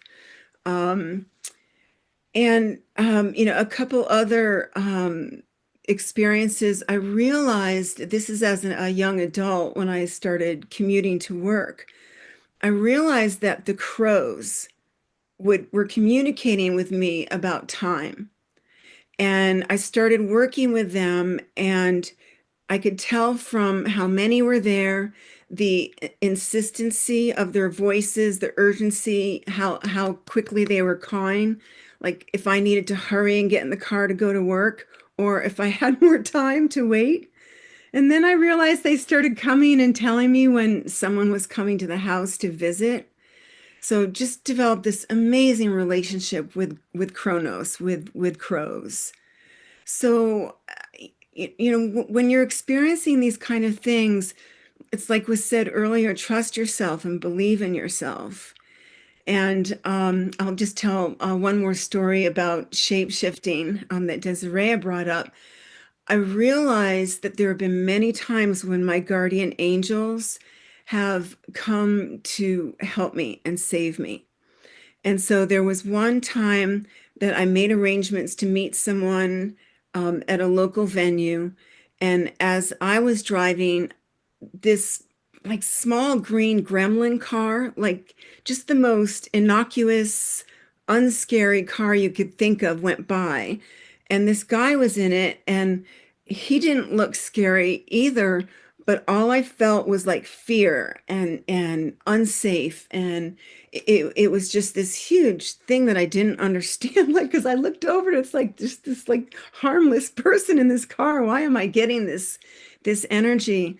Well, when I got to the venue and met this person, they said something that all of a sudden the bells went off, and I remembered the fear that I felt watching this person drive. And I realized that that was a signal for this moment and that I needed to get away from this person. And so once we went into the venue, I said, "Excuse me," and I went to the restroom. And when I was in there, I worked with my guides to actually become invisible. And so I was able to leave the venue without being seen and got in my car and drove away. And later on, I realized that that was one of my guardian angels that shapeshifted into human form, into the gremlin to warn me. So those are just a few stories. I have more. I'm doing a lot of mediumship readings now, and we'll probably be offering that, to our whole tribe on Thursday nights coming up soon. So like when Susan put in the chat about the gold miner, I could feel his spirit, and I'd be happy to channel from him for you, Susan, at another time. So don't discount anything like that. There's always more to it than we know. Thank you so much. Sure. And while I've got you on, I just want to remind people that Diara and several other regulars meet most every night at 6 p.m. for meditation. And that includes Lynn and Leaf and Dia Therese and Susan Bloomquist. And yeah, Lynn and Leaf raised their hand. There they are. I'll add them. I think Dia is here. Yeah, there she is. She was dancing. I liked when you were dancing. You got up and you were moving and grooving. And Sylvia was with us earlier Yeah. tonight. But I don't think she has her camera on right now. There she is. There's Sylvia. And Susan Bloomquist turned her camera on tonight, which was a wonderful thing. So maybe if she'll turn it back on, we can bring her up again. Susan, are you there? Hello, hello. Well, I see her, but she doesn't have her camera on. Anyway, these mighty seven souls connect for meditation most evenings at 6 p.m. And do any of you want to share a little bit about it so we can invite people? Diara? I was waiting for some of my colleagues to unmute so we can hear other voices. Anyone want to share, Dia? Yes, I'd love to share. This meeting has been my first time that for a year and a half, I've committed to show up. And it's something that it's this buoy out to me, no matter what's happening in my life, that I have a place to go.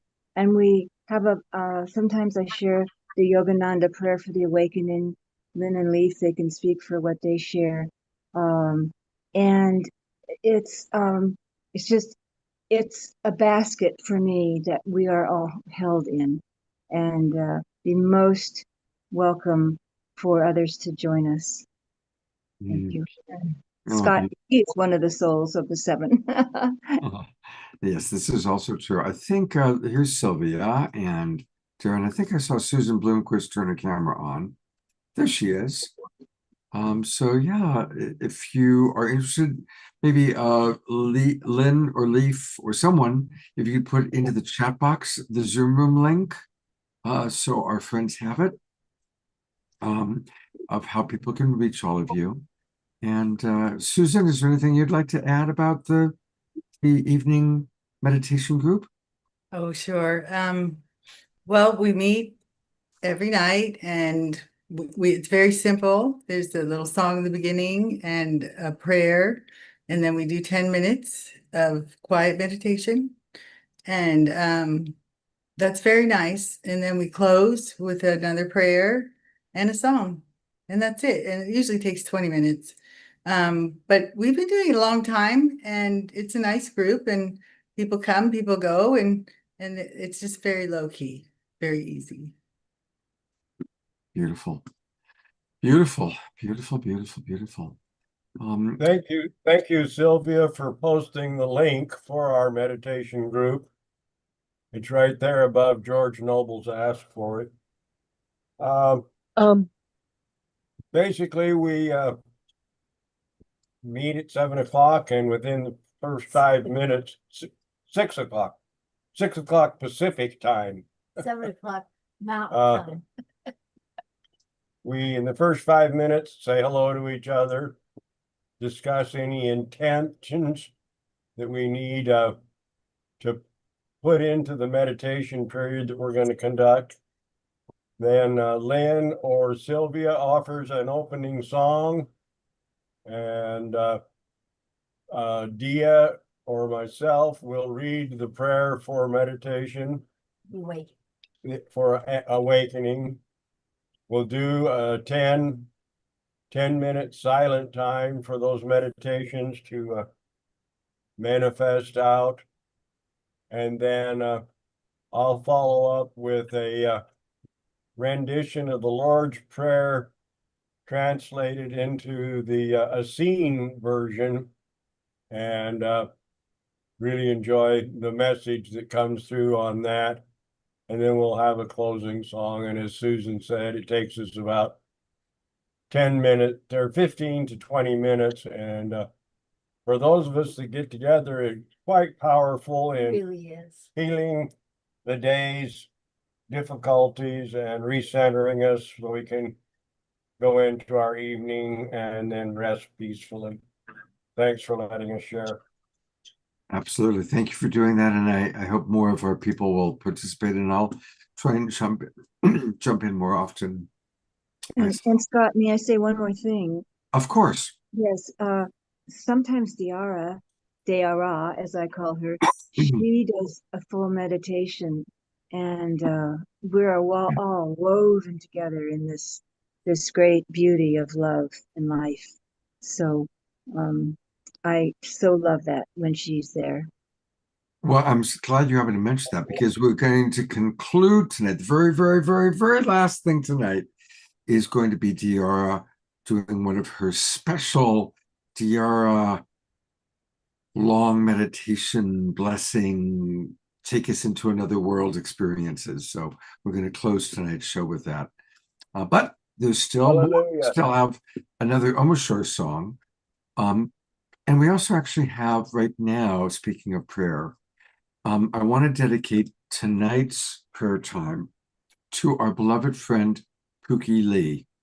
I'm sure all of you that are in the Zoom room remember Pookie. She's been on the show many, many times often with her partner, Bob. And unfortunately, Pookie had an accident. She suffered a severe injury. She broke 3 bones around her ankle and another one in her leg. Imagine how difficult that is for someone like her who's a dancer. And so I'm going to ask that tonight we consider donating to her GoFundMe, which of course I'm going to do that. And let me get here's the link. So here's the link, and I'm putting into the chat box for all of you. And for those of you watching the recording or watching on Facebook or YouTube, just go to GoFundMe. And if you put in Pookie Lee, boom, she'll pop right back up for you. And that's where you can see she has a $20,000 goal. We're about halfway there, not quite half yet.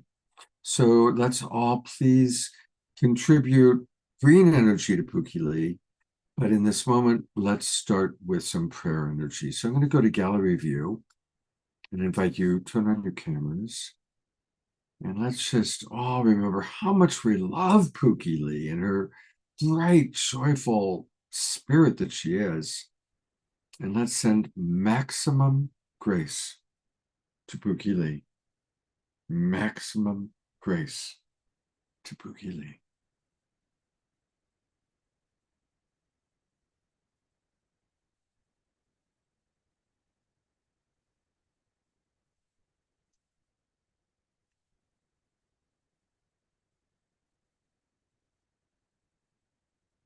Maximum grace to Pookie Lee. Thank you, everyone. And I'm going to put the spotlight on our beloved Omashar. And I have 3 requests for Omashar. 1, to share with us, because you actually had a little contact with Pookie Lee. Tell us about that. 2, your multidimensional experience that you're willing to share. And then 3rd, blessing us with an Omashar song. Cool. Well, yes, I was on a Unity Earth call today earlier, and they're all in Missouri, Illinois, Missouri. Anyway, somewhere by the Missouri. Mississippi. Sorry. Missouri. Yes, Missouri. I say it that way because I don't want any misery to be anywhere.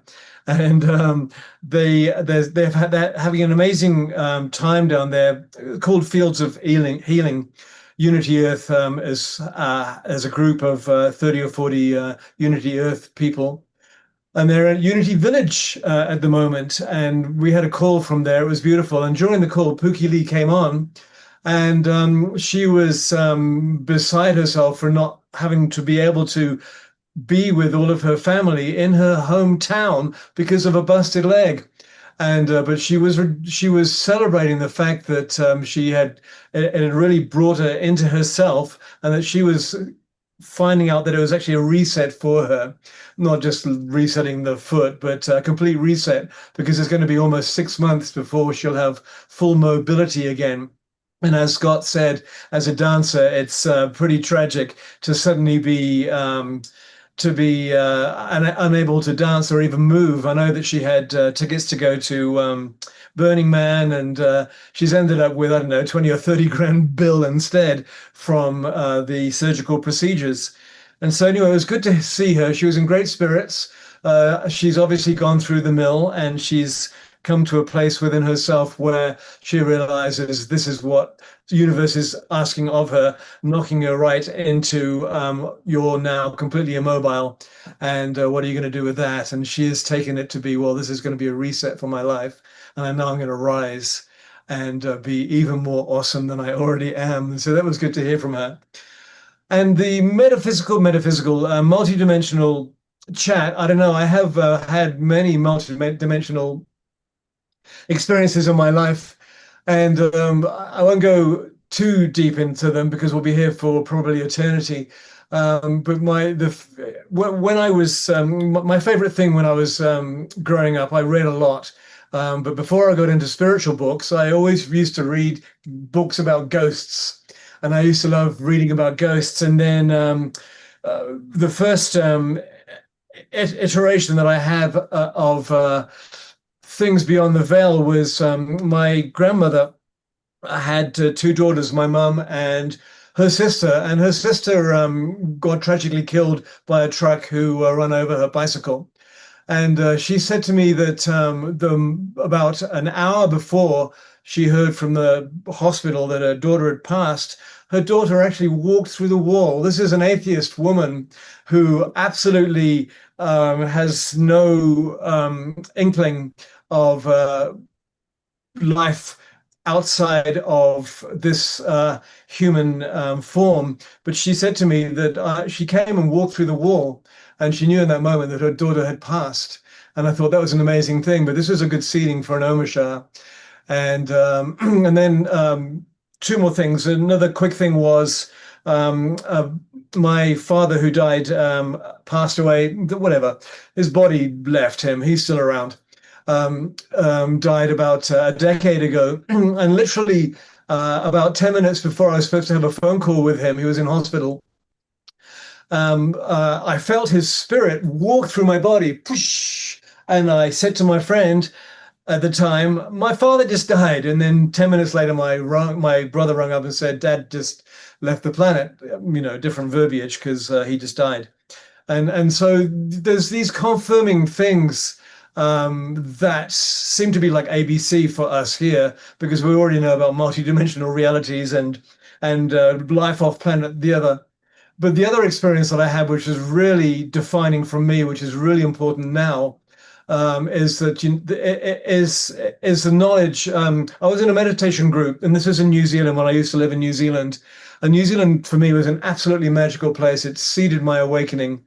And I was in a group of meditators in an octagon on some sacred land in the North Island of New Zealand. And we were deep in meditation. I walked into the group. They'd already been meditating for about an hour, and I walked in late and sat down and started meditating. And I had my hematite in my hand, and something that I've had forever. As a grounding stone, and the field was set inside this meditation circle. There was about 20 people in a circle, and I basically went inside and my being and closed my eyes and started meditating. It was easy to slip in because the field was already there. And I saw this torch light, flashlight for you Americans, shining in my head. And I heard a voice in the back of my head and it said, "Follow the light." And I thought, okay, do it. And I was following this flashlight up into my brain. And I came to this what seemed to be like a glass ceiling or a ceiling or a veil.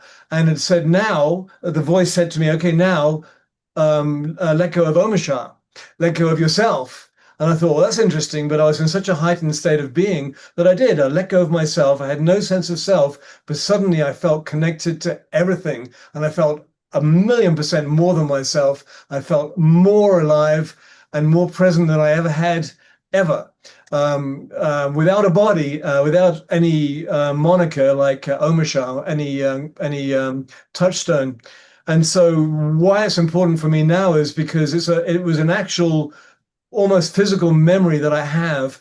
And now that we are on this 2025 is in a major awakening push for all of us on the planet today. If we are facing the light and facing that within ourselves, which is not to be carried forward anymore. And so I have a touchstone. I have a touchstone of actually feeling what it's like to not have a body and still exist and feel connected to everything.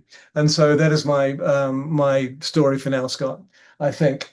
And with that, I'm thinking we do a song, right? Well, first of all, thank you for sharing. And it takes courage for everybody to share these stories. And the whole point really is to make it safe for everybody watching and listening, that the experiences you've had, no matter how outrageous, how strange, how different, they all have credence. As John Lilly said, everything exists with the degree with which it's imagined. And it's true. And even as I say it, it's not so strong these days, but maybe a year or two ago, if I had tried to share a story like this to an audience, to anybody, there's voices in my head saying they're already poo-pooing you and putting you down. And as I was saying earlier, I've yet to find my tribe out in the world that I can actually speak this openly and share this with. And the only tribe I have is the two or three. Number one is the Awakening World family, because I know we're all listening.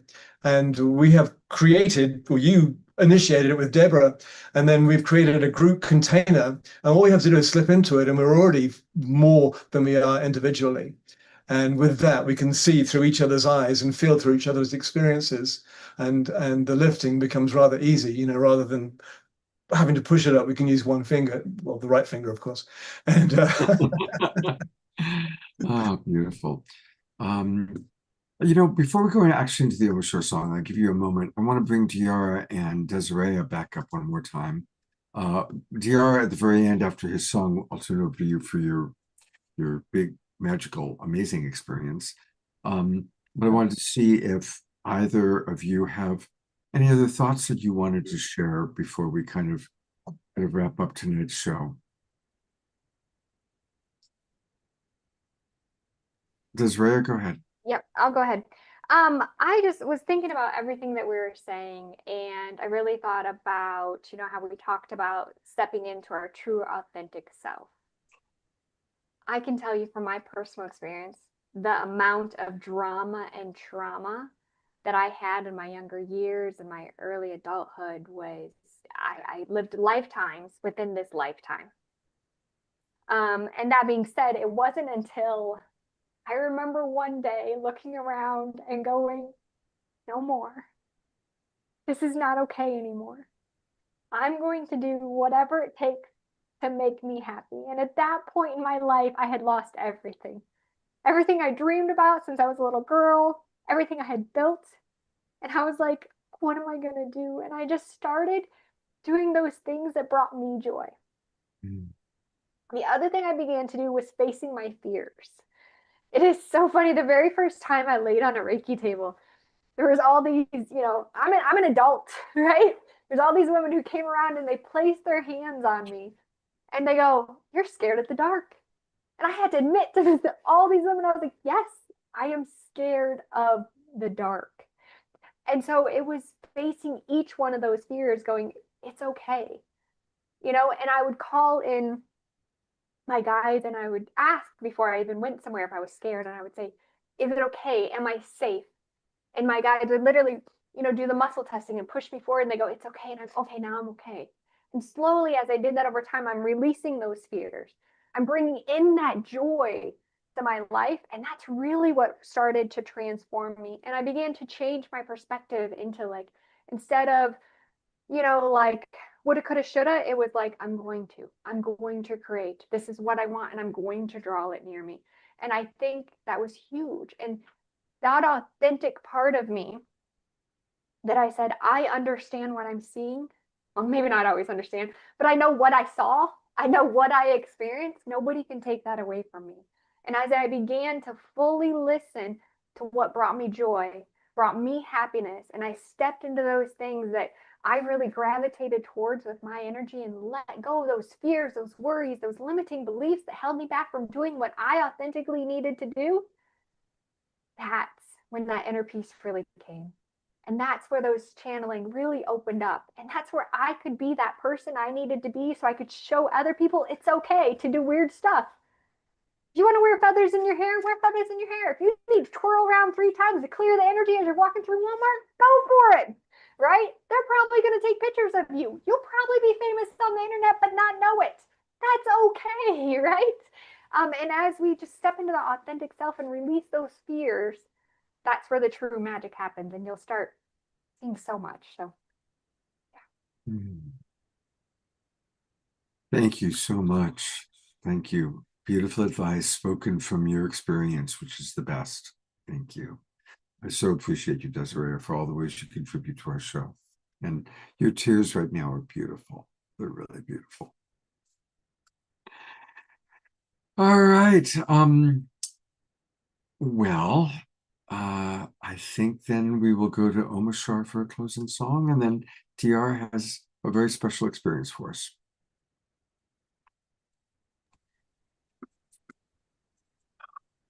It was interesting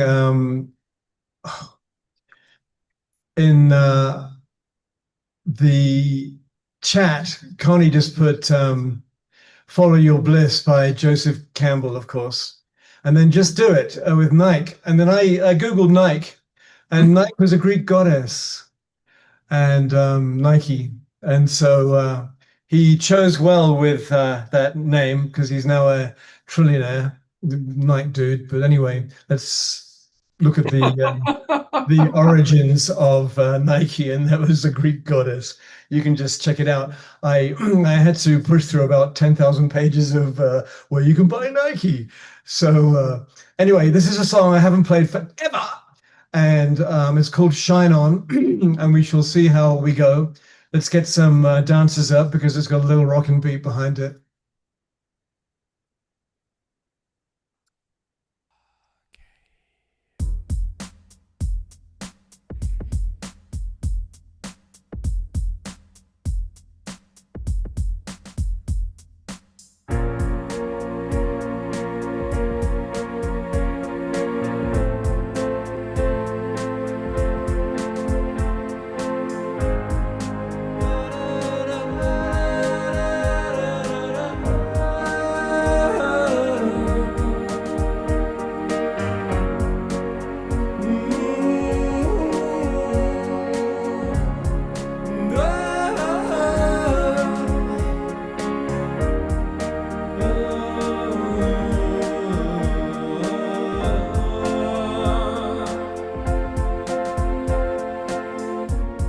When time has run its course and the earth has changed her song, the light that shines will be you and me.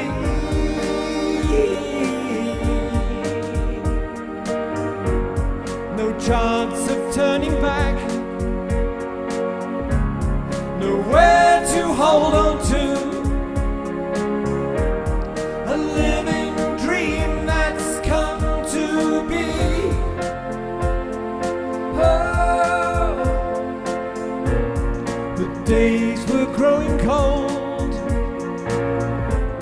the way they used to be. We wondered, would we make it on through?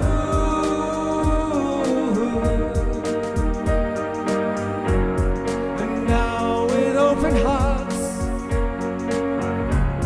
we've come to turn the tide. We are the light, we bring the truth. Oh, so shine on and shine on. Together we will be the brightest sun. Shine on and shine on for everyone to see that we are one. Living sun.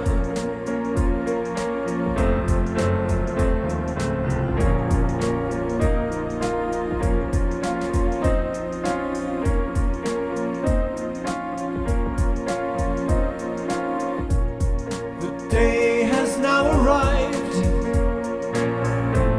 so wipe away those tears and take a look at what you've become.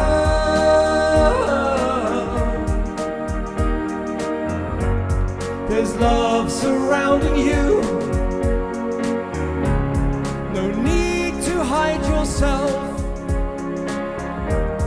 Your brand new life has just begun.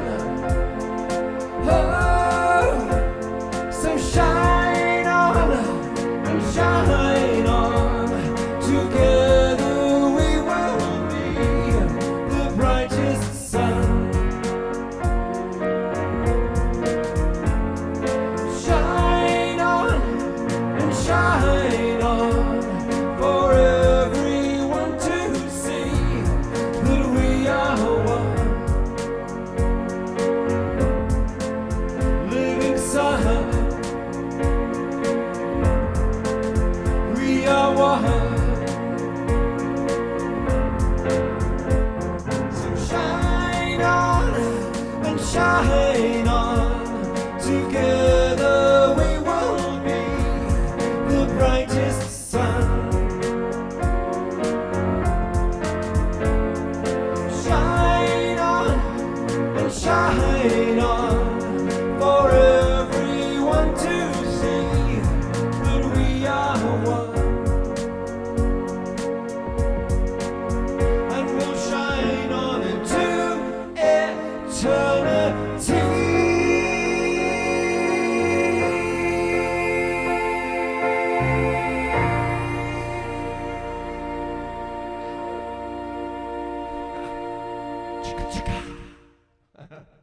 Big twinkles to Omashar.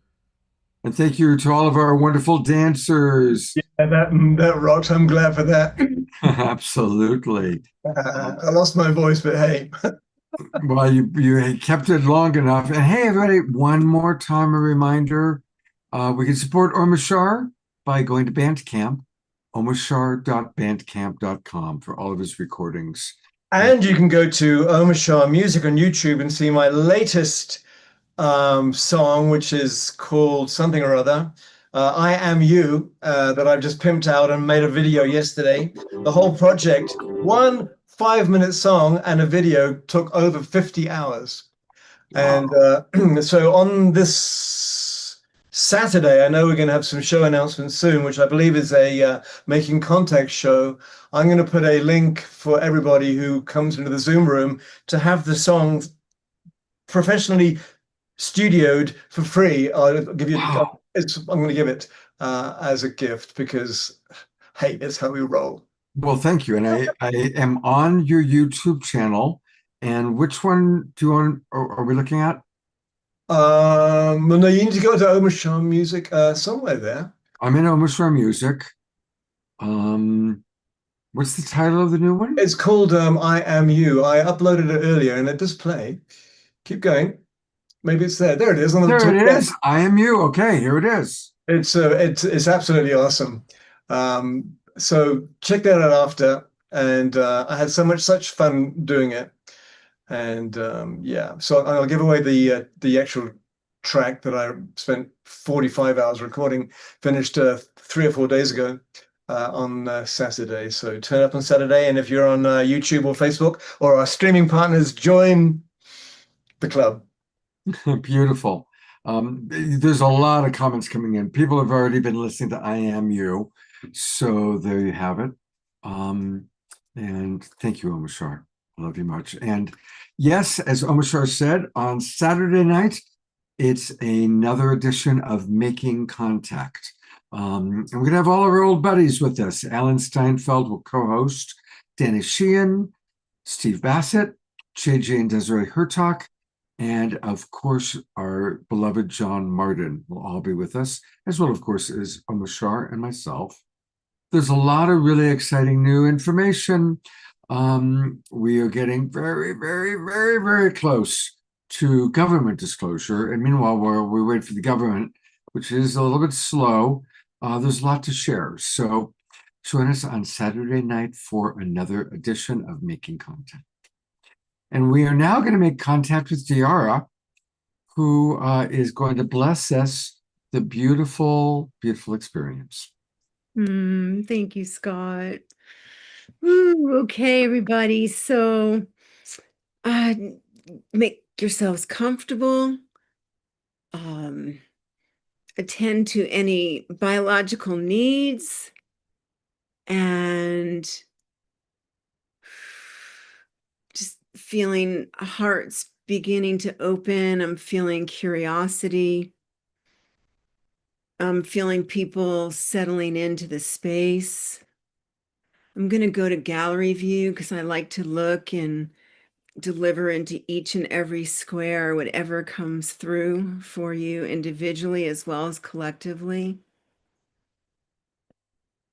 And so just continuing to follow your breath. We're all experienced at being able to drop in and drop down.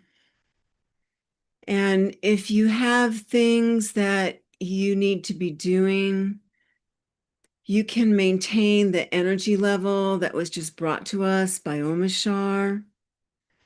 If you are in a place where you can just let go and allow the energy and the sound of my voice to take you deeper and deeper, feel free to do that.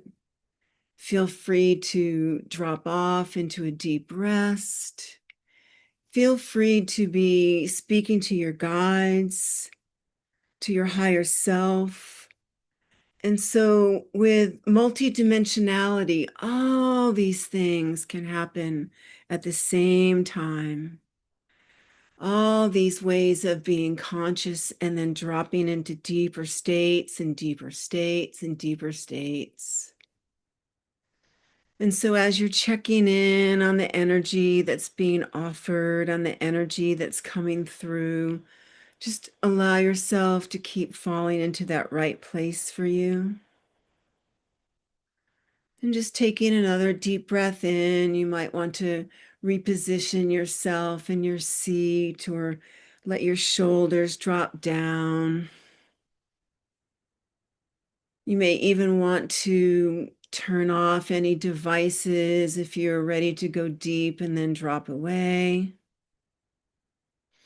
I'm also calling in healing energy into this prayer meditation, this activation. So feel yourself expanding, receiving this energy coming through. And at the same time that you're expanding, you can also feel yourself deepening and dropping down and deepening and dropping down. And with this healing energy, bringing this light and love deep into every cell, deep into every bit of the marrow, deep in the bone, allowing the neutrons to become activated to your particular frequency. And while all that's occurring, allowing anything to be whisked away, you might even feel the gentle pressure, just brushing off anything that you've collected, anything that you're ready to let go of. You may experience this as an actual sensation on the outside of your body. You may experience this just thinking about the words that are being said. The body, the mind, the spirit knows exactly what to do with this information, exactly what to do with the energy that's coming through.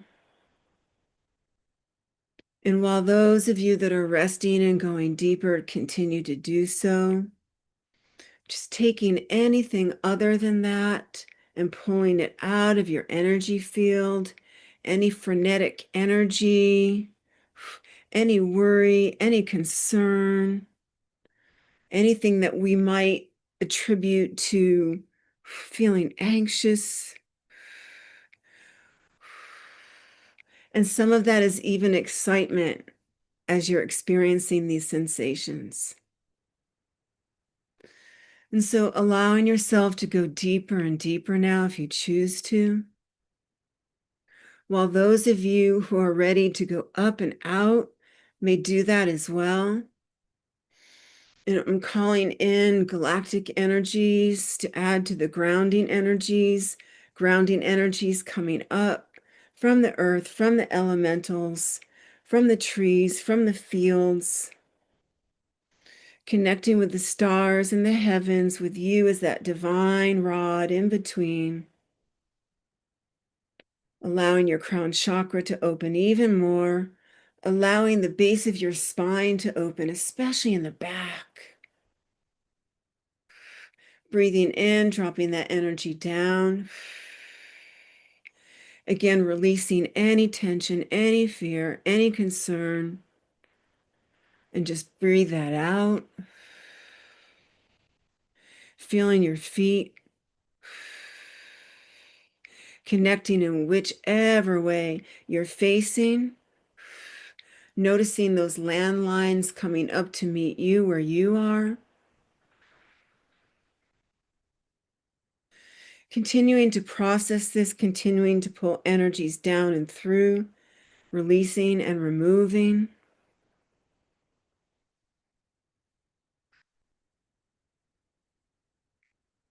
And allowing yourself to receive deep healing. You want to come out? You want to come? Deep comfort.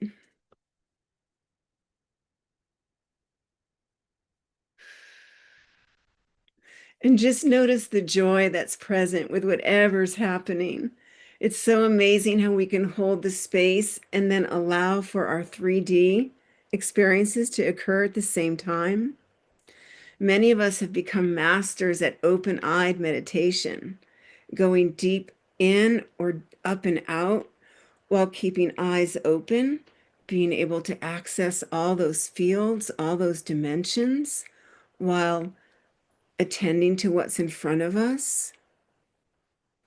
And you can practice this now if you like, with your eyes open, just letting them go soft. Letting yourself go deeper into your own inner experience.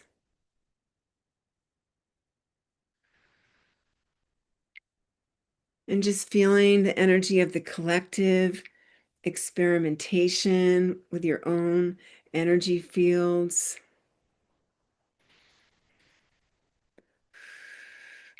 Noticing any shifts in the room. Noticing any changes in light. Noticing any changes in the frequencies around you.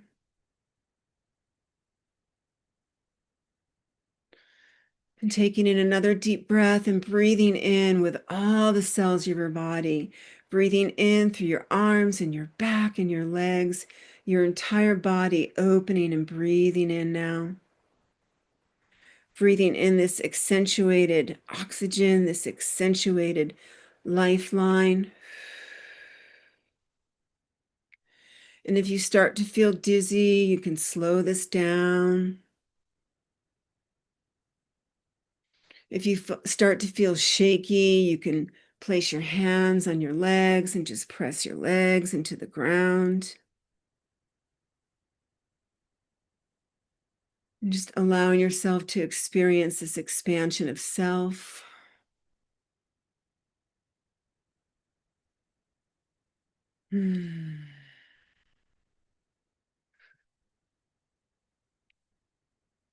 Feeling the silence accentuate. Feeling the silence deepen.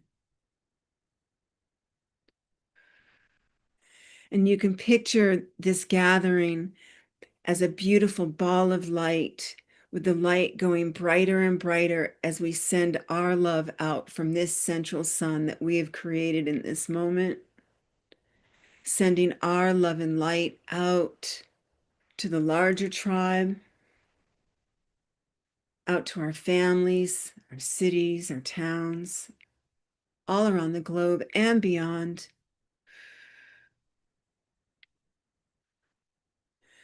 And as we send this light out, notice the light that's returning to meet it. Almost as if the light from the heavens meets the light of the earth and that beautiful seal around the globe. And we are healing our atmosphere. We are healing that beautiful rim of safety around this beautiful planet that we call home. And we can feel the galactics assisting us from the other side. We see them weaving, weaving, weaving, weaving, repairing holes.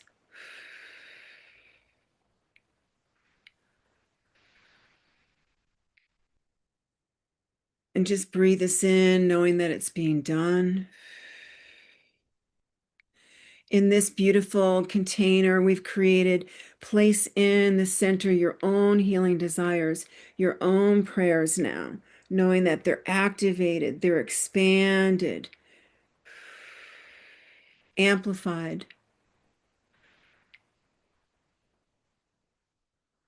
And while that's continuing, notice at the same time how these beautiful healing energies are coming into you and they're activating your dormant gifts. Moving up through the spine, up through the pineal,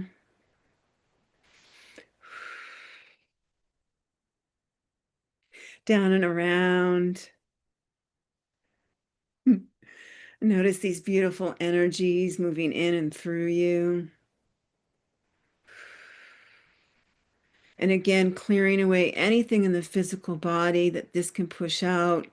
Just clearing away anything in the physical body, replacing it with this love and light coming in, this beautiful energy, again, aligning to your own frequency,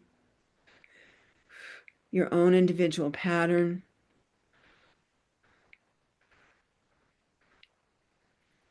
Mm. Mm.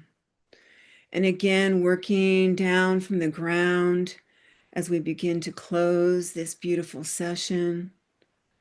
Just imagine yourself on this beautiful pedestal of light and love and sound, receiving all the colors, all the invisible light, all the sounds.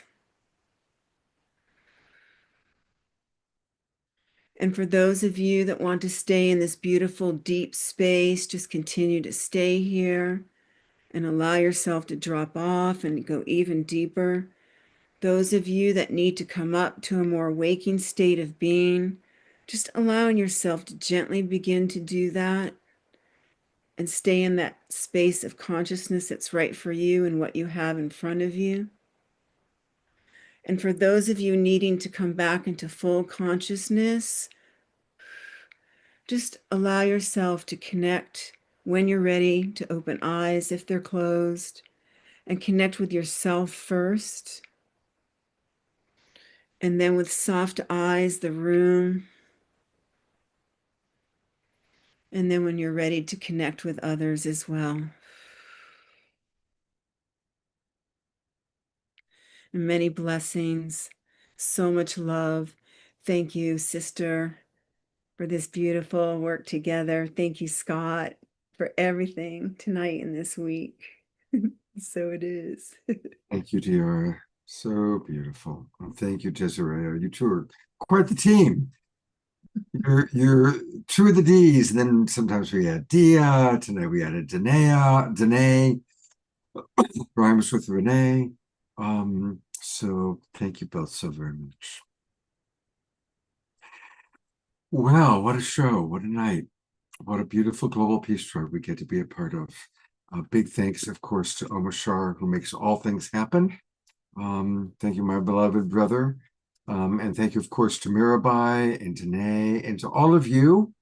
Everybody note a new email address for the Wild Monk of the Mystic Monastery, Jerry Anderson. Also, Scotty Satori has put some wonderful things into the Global Peace Tribe Messenger chat group. Hopefully you're all part of that. If you're not, ask to join it. Also, if you missed it, the wonderful video of Viviane Chauvet that premiered on Monday was great. So go back and watch that if you missed it. And it's just wonderful how all of us are awakening in our own wonderful, wonderful ways. It's very, very beautiful. So thank you, everybody. I'm going to go to gallery review one last time. And hopefully we'll see all of you on Saturday night. Oh, I love it. People are turning on they're turning on their things. Hello, Mark Janisowski. Mark, take a look at the private message I sent you. And oh my gosh, lots going on in the chat box. Very uplifting and enlightening show. I agree, it was. And thank you, everybody. I love our community, and I love how we're all learning and getting to know each other and connecting. Thank you, Roger and Bonnie. You're the ones who let me know about Pookie Lee. Thank you for your reminder on that. Connie Baxter Marlowe, the trust frequency is the answer to how to live life in the highest way. And much love to each and every one of you. Thanks for being with us. I hope to see you on Saturday night. Take care, everybody.